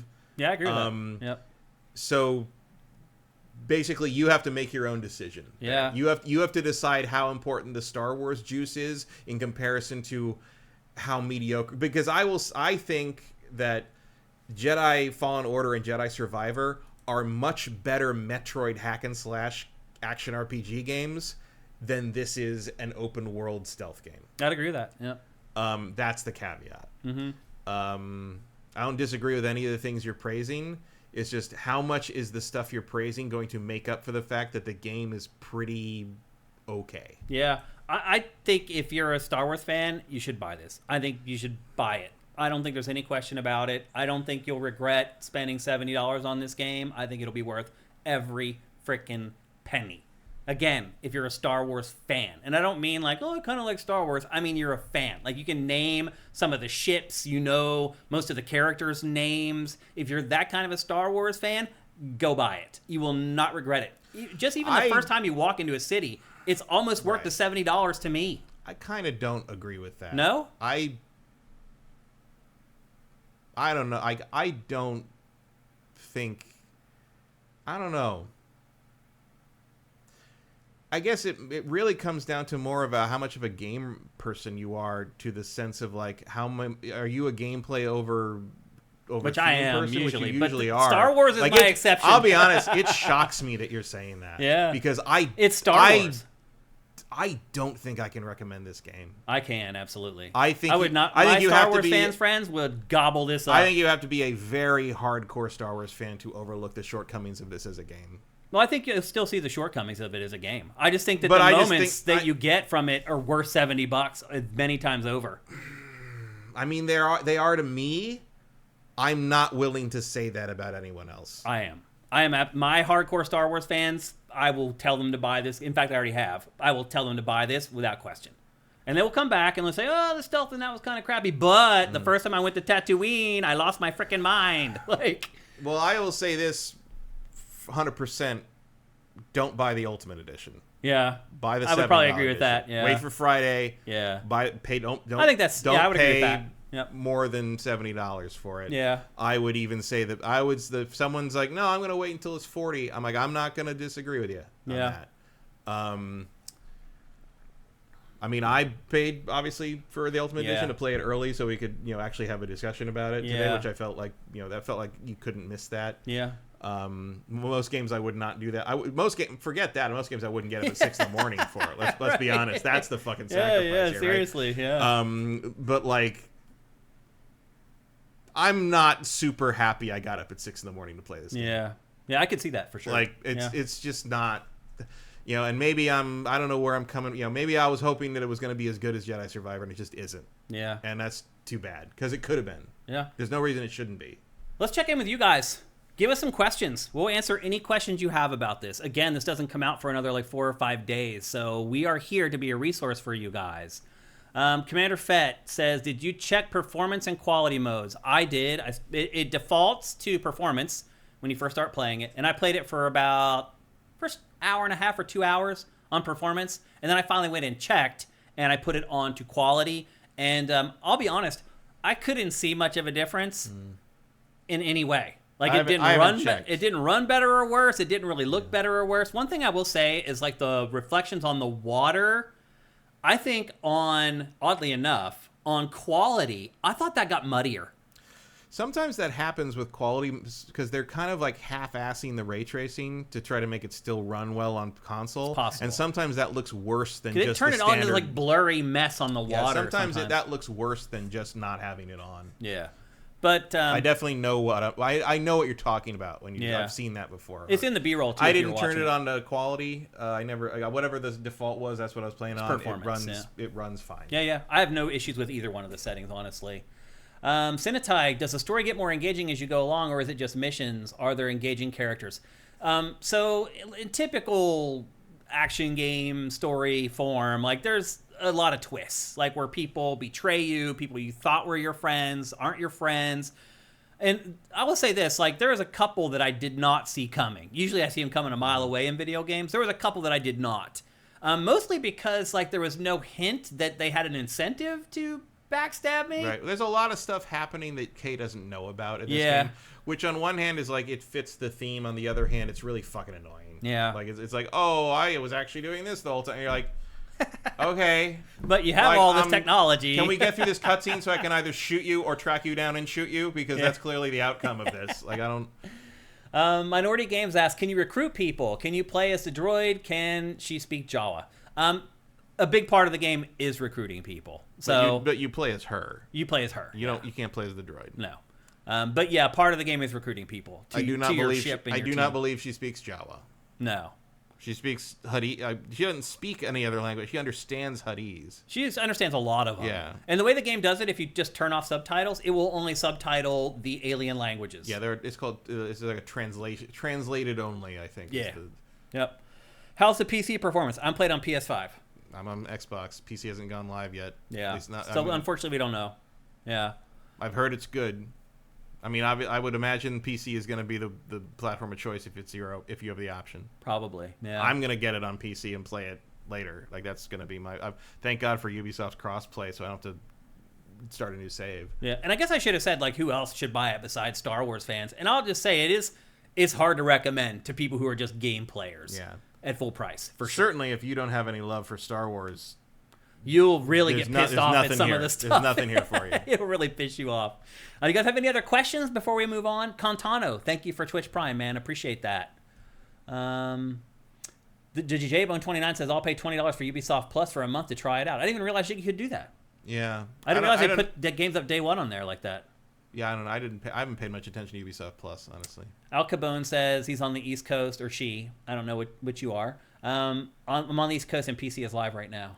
Okay, that's a pro tip for you there. Right, good early. I was not supposed to be till 9 tonight, so that's nice of them. Yep. Well, if you guys don't have any more questions, we'll move on. This is one of the biggest games of the year. I'm surprised you don't have more, but maybe that is a testament to how thorough we are. Somewhat. Also, reviews. I don't feel like there's a lot of mystery on this one. Yeah. Like, it is what it is. Yeah. They've been pretty... I mean, I was surprised that it was as much a stealth game as it is. I really thought it would be a little more evenly split between gunplay and stealth, but it's really not. Yeah, I thought they'd go for a balance more like Assassin's Creed Origins or Odyssey. Yeah. Where, like, you can, but if you don't... It's fine. But in this, it's not really fine. And it is, and like you can't, but it's like, I mean, the reputation system really drives a hole through that. Yeah. Because it's like, you're going to make life a lot harder for yourself if you're not playing it that way. Yeah. And that's not like it's an invalid way to play it, but it's just like, it just feels like, if you don't want to be constantly harassed by the pikes, and you don't, especially in the first planet, is they control that planet. Right, they control the whole thing. They have... They can shut you down. Yeah. Shut everything down. Yeah. Which, I guess it does show a little bit of, like, nice initiative on the developers where it's like, okay, the Pikes are going to be the easiest ones to piss off, and they're the ones you probably least want to side with if you're a fan because you know that they're monsters, but it's going to make your life a lot easier if you buddy up to them in that first planet. So that's at least an interesting choice there. Yeah. But fuck it, Crimson Dawn. Crimson Dawn for life, yo. They're the ones that I side with usually as well. So it's a cooler name. Yeah. Okay, here's a couple last second questions. One from Vincent. Do you wish the game you got to cover at embargo was better, or are you happy being able to keep people away from it? No, I mean, I like being able to help you guys. That's the bottom line. Like, I honestly don't care that much if I get to play games early. Like, I got over that a long time ago. I like to be able to play games early so I can talk to you guys about the game before you have to decide whether you want to buy it or not. That's ideal. Being able to help you guys shape your purchase decisions. So JJ Forcebreaker is cruising on an airspeeder at least as good as driving around in Mad Max. No, I think the speeder bike is too fast and a little jerky. Well, you do level it up. You level it up, yeah, but like it is not as good as Mad Max. I'd agree with that. Also, because you can't fight from it, right? So like that's. I still feel like maybe we're missing something there. It seems like such a stupid oversight. It feels like you should be able to like fire your gun. I mean, it's just like basic Western shit, right? You can shoot from the horse. You'd think so. I don't know. I think maybe we missed something there. Maybe it's an upgrade later. I don't. I haven't got to it Maybe someone yet. has to teach her how to do that. I'm pretty far in. I haven't got to it, so who knows? It seems like something you'd unlock pretty early. Yeah. Yeah, I don't really care about playing games early, other than being able to take care of you guys and let you guys know whether you should buy a game or not way before the game comes out. I think you just meant like the one time we get to do embargo day on the show, and it's not a glowing. But I think it's thing. But I actually enjoy talking with you about games that aren't perfect. Because a lot of times, if games are great, we just sit here and say, that's awesome, and you say yes. And then you say, this is awesome, and I say yes. Well, 5 out of 5s are always the hardest to write because they're the most boring thing. It's I like talking about games that have problems. Yeah, like what else are you going to do? Like, I enjoy it, like talking about games that aren't perfect. So there you go. That is Star Wars Outlaws, available for PS5, PC, and Xbox Series X, and it comes out on Friday. But if you want to spend more money, you can get it now. But Matt and I do not recommend it. I definitely do not recommend spending $130 in this game. Yep. All right, and with that, it's time for a word from our sponsor, the Lands of Hyberian. Welcome to the Lands of Hyberian, an old-school turn-based RPG with a point-and-click adventure vibe. It's under development by Sifter Hussein Stealthy Zaban. He's trying to finish his first ever video game, but he needs your help. The game currently includes around 4 hours of content, complete with 49 achievements, but his goal is to improve what he's already created and add another 2 hours before it's complete. Right now, as part of this special promotion, you can purchase this game for just $1. That goes towards things like trading cards, replacing AI art, voice acting, and the soundtrack. While it's certainly not required, Stealthy is hoping you'll provide as much feedback as possible to make this the first video game truly crafted by the Sifted community. There's work to be done, but Sifted Army, let's band together and try to make the best game possible. It's in Steam Early Access right now, and you can find a link to its product page in the description below, or just search for The Lands of Hyberian on Steam. Let's do this! That's right, people. Head to Steam, search for The Lands of Hyberian, and pay $1 for the game and help Stealthy make it better. Again, I talked about this last week. This is a really cool sponsorship, something that we're trying for the first time, which is a Sifter, Stealthy, making a game, and him hoping that the rest of our community can help him make it better. So again, go to Steam, search for The Lands of Hyberian, pay $1 to get the early access version. Again, that's the lowest amount he can charge to let you guys get access to the game. Also, by the way, we are working on a program right now behind the scenes where we're going to give away free copies of The Lands of Hyberian along with whoever wins the PC game for Name That Game at the end of the show. So I think that will start with next week's episode. So people who win Name That Game starting in the next episode, you'll win a PC game from us, and you'll win a key for The Lands of Hyberian from Stealthy. And again, let's all get together and make the game better. It's his dream project. He's been working on it for a while. He's trying to get it across the finish line, and we know probably way too much about good and bad video games, and we can be an invaluable resource for him. Again, go to Steam and search for The Lands of Hyberian. And with that, it's time to get to our next game, which is a preview of a game that doesn't exist, Matt, but now it does. It didn't exist, but now it officially does. It's Valve's new game, Deadlock. It's so weird how Valve just out of the blue comes out with these games, and it's like, no, not like that. We don't want those games. But I will say, and I'm really interested to get your take on this to see what you thought of it. I really like Deadlock. I used to be a huge League of Legends player. Literally, I would say I was addicted to League of Legends. I could not go a day without playing at least one match. So I do like MOBAs, and as you know, I also love first-person shooters. And I will say, while this isn't a first-person shooter, this is about as close to a perfect mix of the two that I have seen. I think this is it's a shockingly smooth and elegant mix of two of my least favorite things in all of gaming. That's why I wanted to hear from you about the game, Matt. It is an Overwatch game meets League of Legends, and it repulses me in a way that I didn't know was possible. I played like 5 matches of this and uninstalled it. Well, that means you played a long time, because these matches go they go on really for a long time. They're just like League of Legends. Just keep going. Yeah. They go on forever, but it's if you play MOBAs, that's important. Like, it has to go on, because this really is a MOBA shooter. Like, there are other games that are like there are games that have claimed to be that, but they finally did it. This is it. Like, this is it. I mean, I don't have a lot of MOBA experience, but I played enough of them. I played enough League of Legends and a couple other things. Some of those, like, everything was a MOBA for a while. Yeah. Like, I understand kind of the mechanics of them. I'm like, oh yeah, this is real. All my guys got to fall back. The creeps are gone. We got to move. Got to get out of the way. Yeah, all that stuff all right plays there. out here. Yeah, Yep. You can see on the bottom right there. There's 4 lanes instead of 3.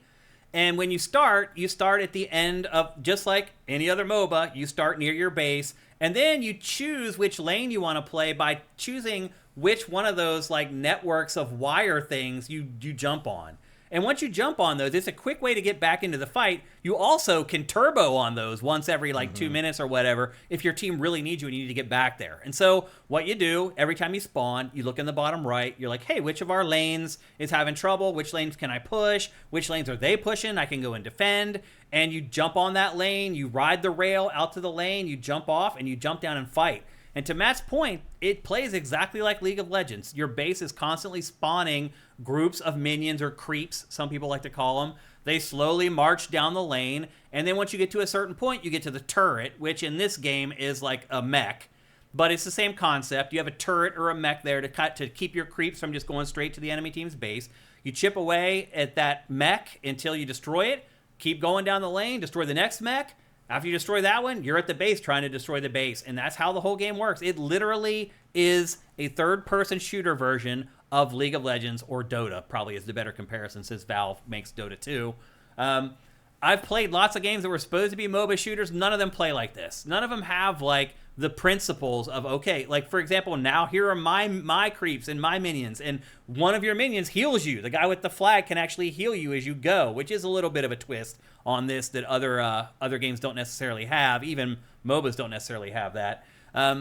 But you follow your creeps, you go and you fight their creeps. Whichever army of creeps dies first, if yours dies, you retreat. If theirs dies, they retreat, and you keep pushing forward. And one thing I will say is, if anybody who plays MOBAs, and they know this, it takes a long time to learn the meta. As far as, like, for example, I'm playing this champ. I have no idea what lane he's supposed to play. Or if in this game, if it matters. Like most MOBAs, like, you have your top laners, your mid laners, you have your ADC, you have your support character. I don't know about all that in this game yet. So I was just picking a dude or a character that I thought looked cool and then just like jumping on the lanes, basically. That was a problem for me because I don't think any of them look particularly cool. Yeah, I would agree. It's just... the characters in Concord are way better than these characters. They are. Yeah. I played as... the woman with the Gatling gun and the drone, and she sends out turrets. Yeah, the drones. Wait, what's that character? That's who I want to play as. I can't remember her name, but she's like right in the middle. Okay. She's marked as a beginner friendly. I was looking for the turret champ. I mean, her turrets are very weak. Oh, really? Like they last like 4 shots. Okay. They're not something that sits there and helps you. I mean, you can place. I mean, placement seems important. You put them like where you are, and they're like kind of helping you out with like the creep stuff. Yeah. Like kind of like backup, and you can upgrade them to be able to throw out I think 3 at once. Okay. Not all at once, but like you'll be able to recharge enough 3 out at once. And she also can. Actually, she had a really interesting ability, which I guess was sort of like some of the stuff in Valorant, where she can send out a wall. And you hit the button again, and it stops the wall wherever it is. So you can cut off the enemy. Like you can put it past like your target and cut the rest of them off. And if you stop it on an enemy, they get trapped in the wall. Oh wow, that is kind of cool. It hurts them, and you can just sort of to hit him. This guy makes like an ice slide. Yeah, I almost played him. You can literally make a slide like right up to the mechs, the turrets, and people can walk up the slide that you make and just stand right next to the turret and just shoot it, and it can't hit you. I played as her, and I played as the gangster woman in the big suit with the Tommy gun. Oh, okay. Who can teleport stuff. Yeah, that's a popular character. I didn't like her as much. Yeah. She was a little weird to me because I couldn't figure out how to use the teleporting stuff effectively. Yeah. I got hooked on this game. I didn't want to stop playing, but I had to play Star Wars. I really liked it. Like, I got done, and I'm like, I'm not uninstalling this. I hope I don't get addicted to it like I was League of Legends, where I was like playing it every stinking day, but I got hooked on this pretty quick because of how similar it is to League of Legends, and instead of like playing these little creatures, like you're shooting basically. It's like right in my freaking wheelhouse. So I actually have had a really good time with this, and I'm going to keep playing it. And again, like I don't understand the meta at all. I don't even really understand like the characters that I played as to their fullest. Like I don't understand like how to do the combos. Like in most MOBAs, it's like you learn with each champ or character a sequence that you perform all your abilities in. Like, there's one character in League of Legends where she does like a freeze. So you freeze the enemy first, then she has a jump, and you can jump in, and you land and do the jump, and that stuns them, and then you do your third ability. And it's a combo that you do. And everybody who plays that character knows the combo or whatever. I have not got to that point in this game where I understand like how the cooldowns work and which ones I should use over and over again and which ones will inflict poison on them. So they're slowly there's a lot of minutia in these games, and I don't understand any of it yet. As far as like leveling up your abilities, you can see in the bottom middle there, those are my 4 abilities. And once you level up, you can go down and you can select those, and you don't have to be back at the base to increase the power of any of your abilities. Now, one thing you do have to do at the base is select new abilities, which is also like other MOBAs in League of Legends. While you're back at the base, you can choose your new abilities. But out in the field, you can level up those abilities whenever you want, as long as you've leveled up and you have those points. And I like that. I like being able to level up my abilities out in the field. Because a lot of times, if you're good at MOBAs, you go out to your lane, you win your lane. And then it's like you almost intentionally die so that you can be sent back to go and like load up on all your stuff. That's her. Okay. The one that just killed you. That's what I was playing. Okay. In this, that's not the way it is at all. And I appreciate that. It's a nice tweak. There's like the little store where you buy your abilities. Yeah, the visual theming in this is bonkers. It is. It's like someone made a MOBA out of Dishonored. No, you're right. Yeah, I don't necessarily like the art style either. Valve's art styles are always weird, though. Mm-hmm. Like, I know a bunch of this is supposedly placeholder, and they don't really know what it's going to be in the end. Or if it even ever is released. But this seems like a lot of... Well, this seems pretty final to me. It does. I mean, there's 100,000 people playing this right now. This is in beta. There's 100,000 people playing it. Concord went on sale on Friday, and there's less than 1,000 people playing it. But this game is free. Yeah, the game is free. Yeah.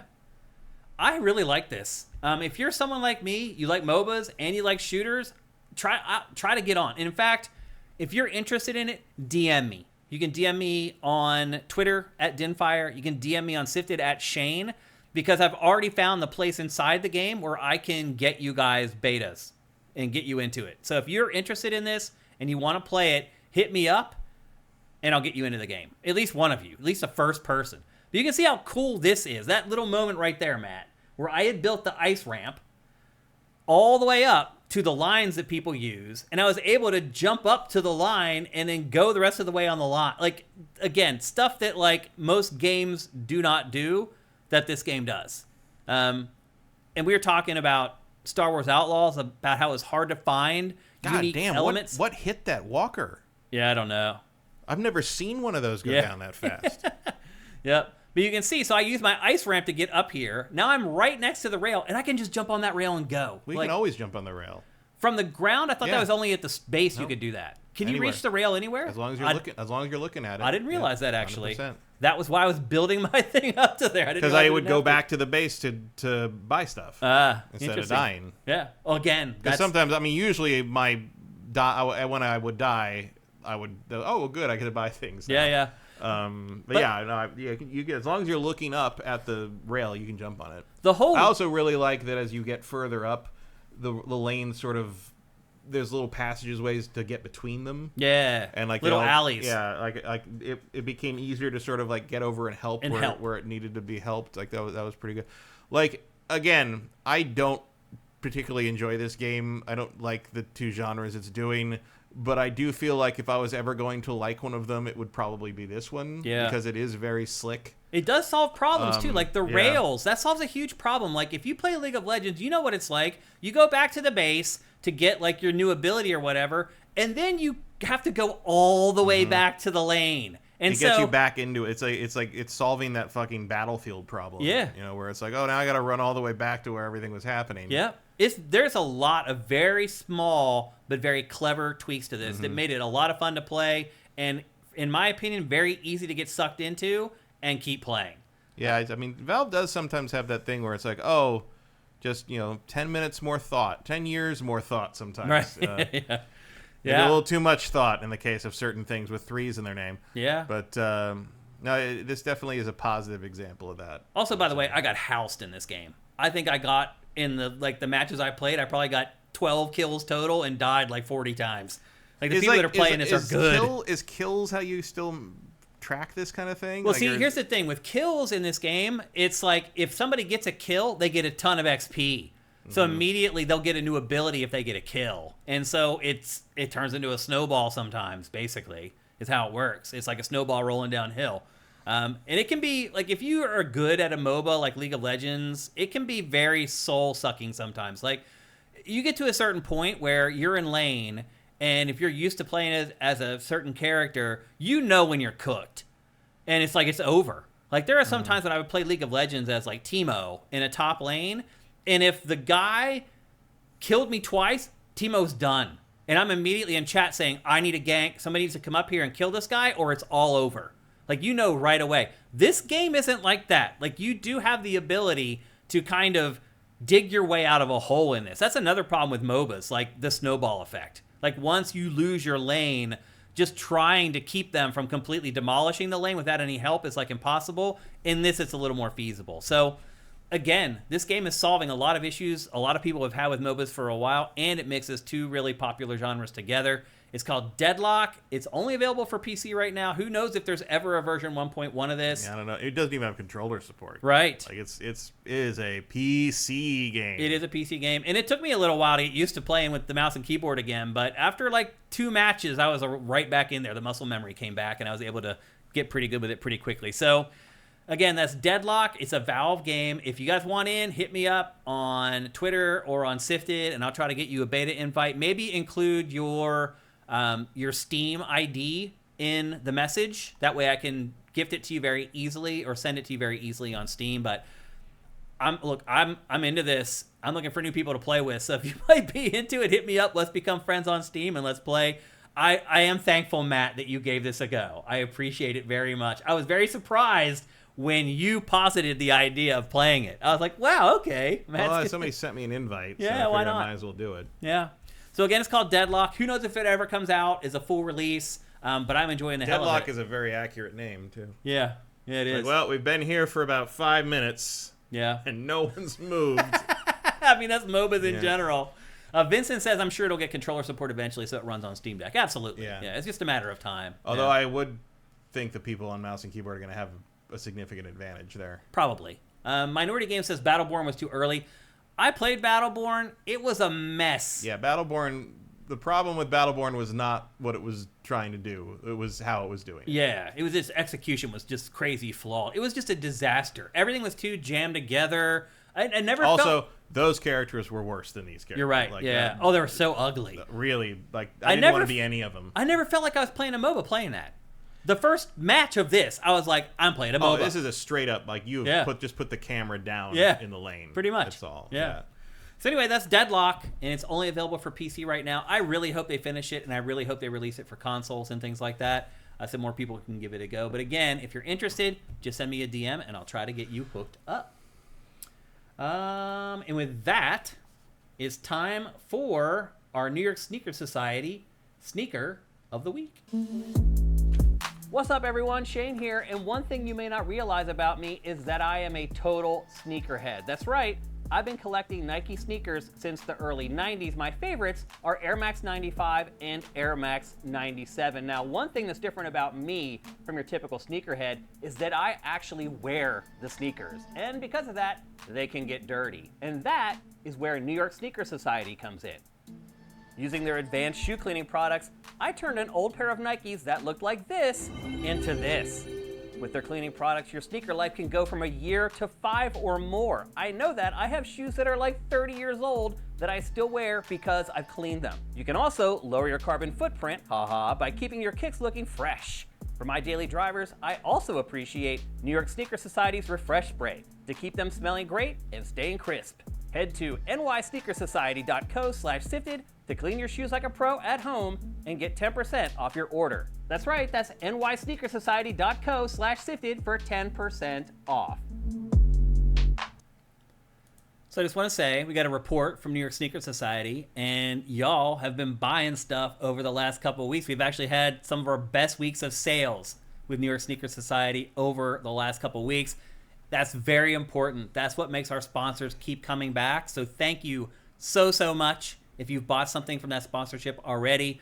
But again, go to nysneakersociety.co/sifted, because if you use that URL, you get 15% off instead of the 10% off that we mentioned in the ad. New York Sneaker Society decided to bump that up. So again, make sure you use that URL, nysneakersociety.co/sifted. If you buy one of the bigger kits, that's when you really see the savings at the 15%. But even if you buy the smaller stuff like the wipes or the spray, you still get a nice little chunk off of those. So head to nysneakersociety.co/sifted. And again, something fun that we do with this sponsorship is we like to point out the biggest under-the-radar game from the week. Obviously, Gamescom was this week. And Matt, I just got to say, Gamescom is always the point of the year where I have to create like 50 game pages because so many indie games are announced at Gamescom. And so this week holds a lot more weight as far as like the sneaker of the week is concerned, because you guys had a lot of stuff to choose from. And I was kind of surprised at the game that you guys followed the most from Gamescom as far as indie games are concerned. That game is a game called #Drive Rally. It is a cel-shaded rally racing game that, and look, I'm not a big rally racing guy, Matt, but I was not aware that the 90s were considered like the heyday of the rally racing scene. I was not aware of that at all, but it's like apparently this magical era of rally racing. Impreza versus Evo. Is that what it is? That was part. It was just really the sport kind of came into its own as a modern thing, and there was a lot of innovations, a lot of like star drivers, like it was.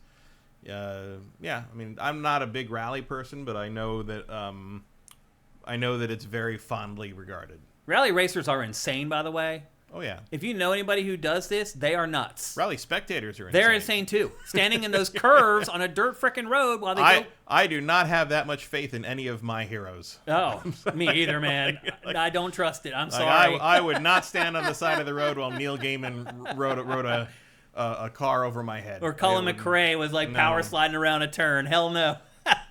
But anyway, I would not stand still while Joe Montana threw passes directly through my head. That was not. But I'm gonna be over here. Yeah. Well, you guys were all over this. It was the most viewed indie game from the week, and so I went and like started checking it out a little bit more. And it is really like a rally racing game. I thought maybe it was like a racing adventure where it's plot driven and it's mostly like dialogue and cinematics, and then you race every once in a while. Mm-hmm. This is actually like a legit rally racing game with power sliding. It is arcade styled. It's not rigid. Yeah, the initial visuals I thought like, oh, is it gonna make an RC Pro-Am right. kind of thing? Yeah, and it's like no. But it's a pretty pretty staunch like rally racing game. So, but obviously with its own charm and style. It is coming to PC on September 25th. It's going into early access. It's also coming to pretty much all the consoles, but they have not announced release dates for that yet. Again, it's called #Drive Rally. Coming to PC on September 25th, and it was your New York Sneaker Society Sneaker of the Week. And with that, it's time to get on to our final game of episode 401. It's a game that was supposed to be in last week's show, but we ran out of time. It is a game called Funko Fusion. I had no interest in this game, Matt, at all. Mm-hmm. And then I found a demo on Steam. 256 people are playing Concord currently. Oh, that's sad.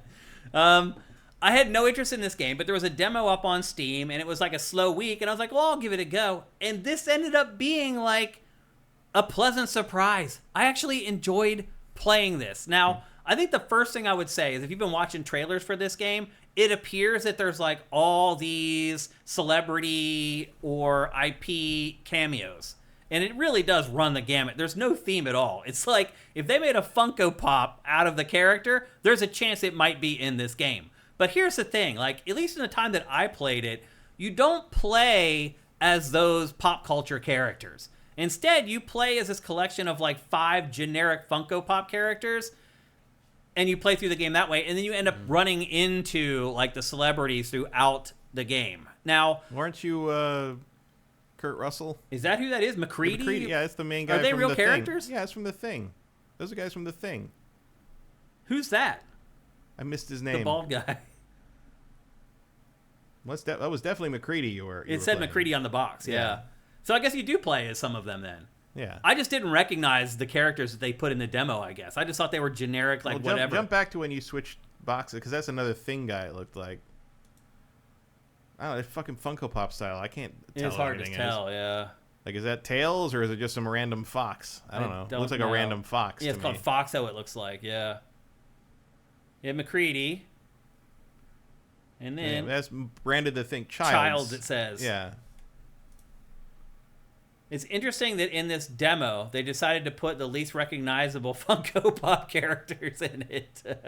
But how it works is, so you have these boxes, and you can go there and you can swap characters at any time. And they are pretty much everywhere, those boxes, because they need to be. Because how this game works is each character has one special ability that they can use. And the whole game is built around using that ability to solve puzzles and move forward through the world. And so a lot of the game is going somewhere, realizing, hey, like I need a freeze ray, or hey, I need a crazy shield, or I need a club weapon or whatever, figuring out what you need, and then going back to the box and selecting the character with the right ability that you need to make progress. When we first started showing you the B-roll, it kind of showed you the design of the game. There's a hub, basically, where all the levels are. You can run around the hub, choose a level, go and play the level. Once you play the level, you come back. Another one of the levels opens up in the hub. You go into that, and off you go. So the design is very simple as far as like how you make progress through the game. And then it's kind of simple, too, as far as like the gameplay and how you make progress as well. Again, it's really just all about figuring out what the abilities are of each Funko Pop that you have, and then figuring out where in the world those abilities should be used. And this also has health potions, and they're a little awkward to use in this. But the game itself, like, I was really surprised at how robust, we haven't got there yet, this is like the little tutorial area, but I was really surprised at like how robust the actual levels were once you started playing through them. Like, they're legitimate, like, game design levels. Like, I thought this might just be like a mini game collection that you play with different Funko Pops or something like that. No, it is a third-person shooter with a narrative that plays throughout the entire game and different stages that you go to, and you blast through them and you shoot through them using the special Funko Pop abilities as the unlocks to get to new sections of the level, basically. Mission objectives are pretty simple. Like, there's like, hey, there's a bunch of animals that are trapped. Rescue the animals and bring them back to this pen. It's all stuff like that. And like some of the abilities are like elemental. So like there's one section of the game that you play and it's all in the snow, and there's characters that are frozen in ice. Well, one of your Funko Pops can breathe fire. So you have to switch to that Funko Pop, take the Funko Pop to where they were frozen in ice, use them to melt down the ice, and then they're freed or whatever. That's kind of how the game works. The production values, again, way better than I thought that they were going to be. Here's like the first boss fight in the game. You have to manage the mobs, the minions down on the ground while you fight the boss at the same time. Also, while you do this, you have a little robot companion who's helping you fight the boss. You can see right there, he's like punching the boss or whatever. So this is the first boss fight in the game. It's pretty involved and kind of unique and different and something that you don't see in a lot of other games. And then like some of the missions like are long. Like you get sent to one of these worlds and you end up staying in them for like 45 minutes or an hour or whatever. Because each one of them, there's, I don't know, like a handful of different missions to accomplish as you play through them. And then you have to accomplish X number of missions to unlock the next level back in the hub area. And that's kind of how the flow of the game works or whatever. It's not gory, but it is pretty violent. And I do think it does a pretty good job of, like, who's the roller skating person? I don't know. I don't either. Like, a lot of these guys, I couldn't tell who the hell they were supposed to be. But again, everybody has something different. Like, again, there's the roller skater there, and they can move faster. So there's like sections of the world where you need to get through certain passages before they collapse. And only the roller skater guy can do it because he can move fast enough. Here's the guy with the flamethrower. He can melt down barriers on doors.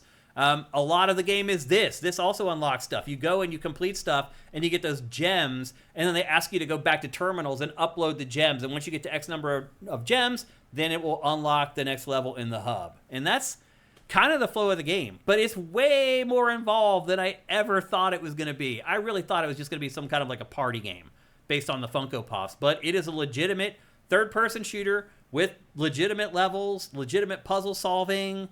I was surprised that this is a robust game. Here's another thing that you have to do constantly. You have to bring things back to the container. You have to bring canisters back there. So there's a lot of fetch questing going on as far as collecting something and then bringing it back.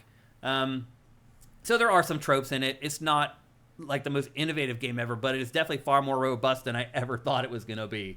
So I guess, are there fans of Funko Pop at this point, Matt? Like, yeah. Yeah? Are there still fans of Funko Pop? Yeah, they still sell like crazy. Do they? It feels like they're like this thing that was like from 7 years ago when this game probably started in development, and like now it feels like they're not as big. But my friend designed some. Really? He says they're just as big as ever? Big as ever, pretty much. Okay. So I had way more fun with this than I thought I was going to. Would I recommend that you buy it? I don't know yet. This was a demo. There were a couple bugs. You may have noticed in the B-roll, there's no VSync turned on yet.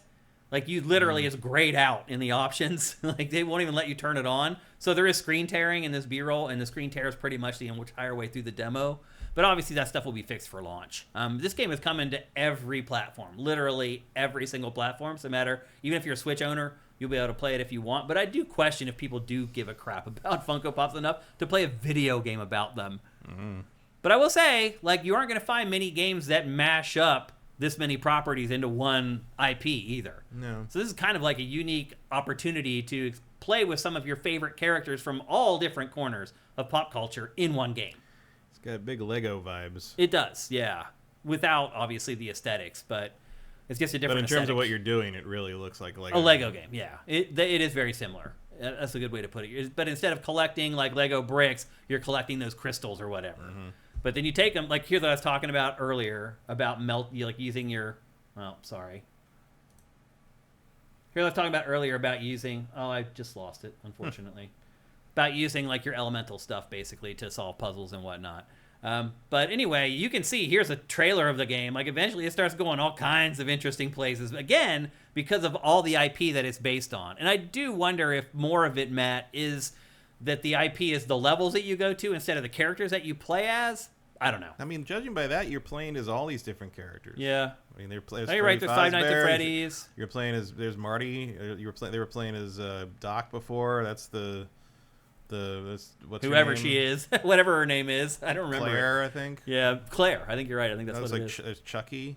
Yeah. I guess you're right. I guess you do end up playing as all of them. So, anyway, there's a demo up on Steam right now. If you want to give it a go yourself, you can. I don't think it's available on other platforms yet. But the game is coming pretty soon before the end of the year. And again, it is coming to everything. And it is called Funko Fusion. I'm 99% sure Star Wars and Marvel are not in this minority game. Yeah, probably not. Yeah, the big IP. Although I am kind of pleasantly surprised at some of the stuff that is in there.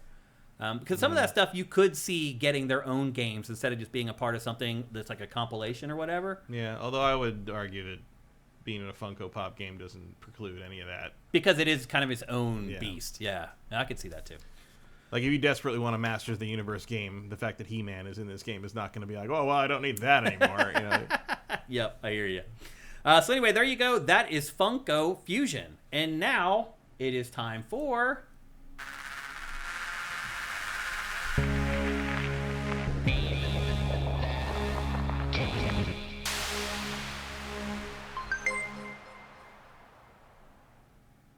That's right, Sifters. It's time for Name That Game, where I show you 5 screenshots from a game, and you try to guess the name of the game before Matt Keil. A couple things before we get going.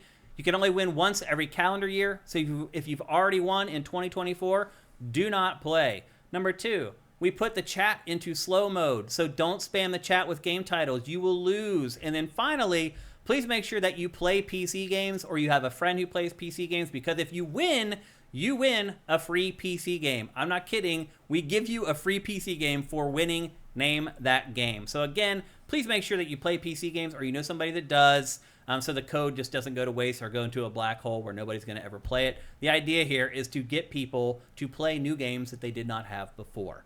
Let me see. I think you guys may get it on the second image. I think I made a mistake with this one. I think the second image might give it away, but we'll see.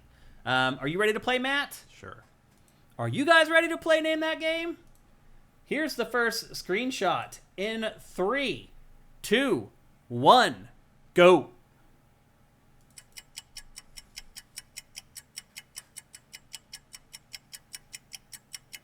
Peter Jackson's King Kong, the official game of the movie. That's no. New Vegas, no. I'm assuming Fallout New Vegas, obviously. Dead Island, no. Bully, no. Yeah, I thought Bully for a That's second. a good guess. 2 bullies right in a row, but no, it's not Bully. But that might clue you in. The Walking Dead, no. Tony Hawk's Pro Skater Remaster, no. I could see that as well, actually. Mm-hmm.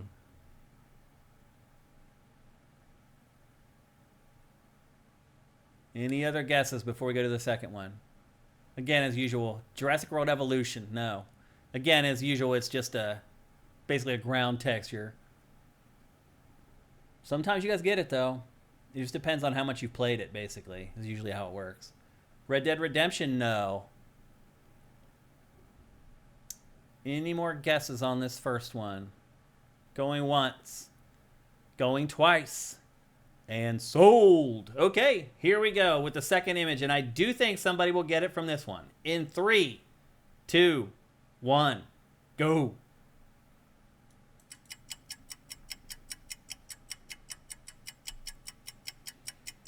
I do know that, but I'm not sure what it is. Someone's going to get it. Moonlight or no. There it is. Beyond Good and Evil. Grumbleopolis got it. It is Beyond Good and Evil. I almost said that, but I thought we'd already done that one. No. Or did we? I don't know. We may, at this point, we may be doubling up on these. I don't know. Congratulations. That's awesome. Again, what's his name? Grumbleopolis. Yeah. Man. Congratulations. I'll show you guys the rest of the images. Here's the third one. Here's the fourth one. And there you can see Jade with her staff there on the left. And the first boss. Yep. And here's the fifth one. I made it easier this time on purpose. And you guys got it on the second image, just like I guessed. The second one was the opening of the game. Congratulations, Grumbopolis. You just won a free PC game. Send me a DM. I'm at Dinfire on Twitter. You can send me a DM on Sifted. I'm at Shane. You can send Sifted a DM on Twitter, at Sifted Games. You can just send us a DM right here on Twitch if you want to, at twitch.tv/Sifted Games. All that works, and we'll get you your free game. Minority Game says, what was the winning game? What do you mean? It was Beyond Good and Evil was the game, if that's what you're wondering. You must have went to the bathroom or something for a bathroom break. Let's see. You know what? We have a little bit of time. to do at least 1 or 2 questions for Q&A, which we don't get to do hardly at all anymore. If you guys got a question for us, hit us up really quickly.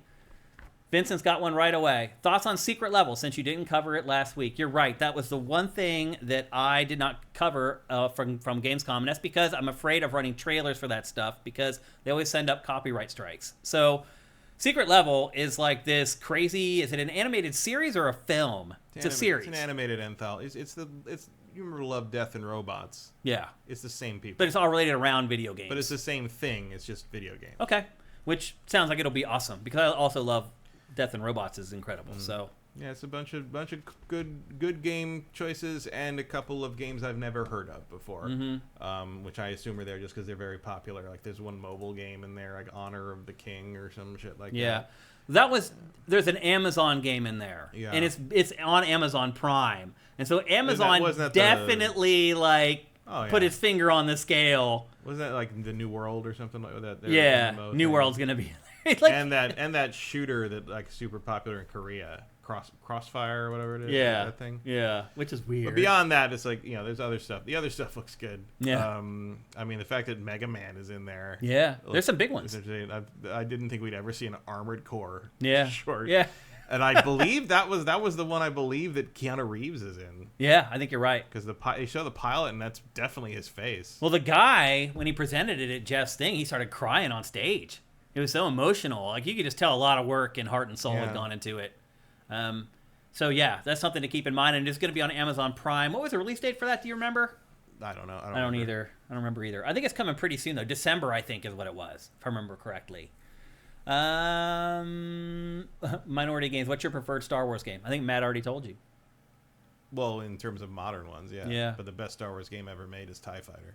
Yeah, probably. As far as playing the game is concerned. Like, if you want to talk about all-timers, you're talking about X-Wing, TIE Fighter, or KOTOR. Yeah. I mean, as far as, like, being in Star Wars, though, I mean, I hate to say it, Star Wars Outlaws is the best being in Star Wars game I've played.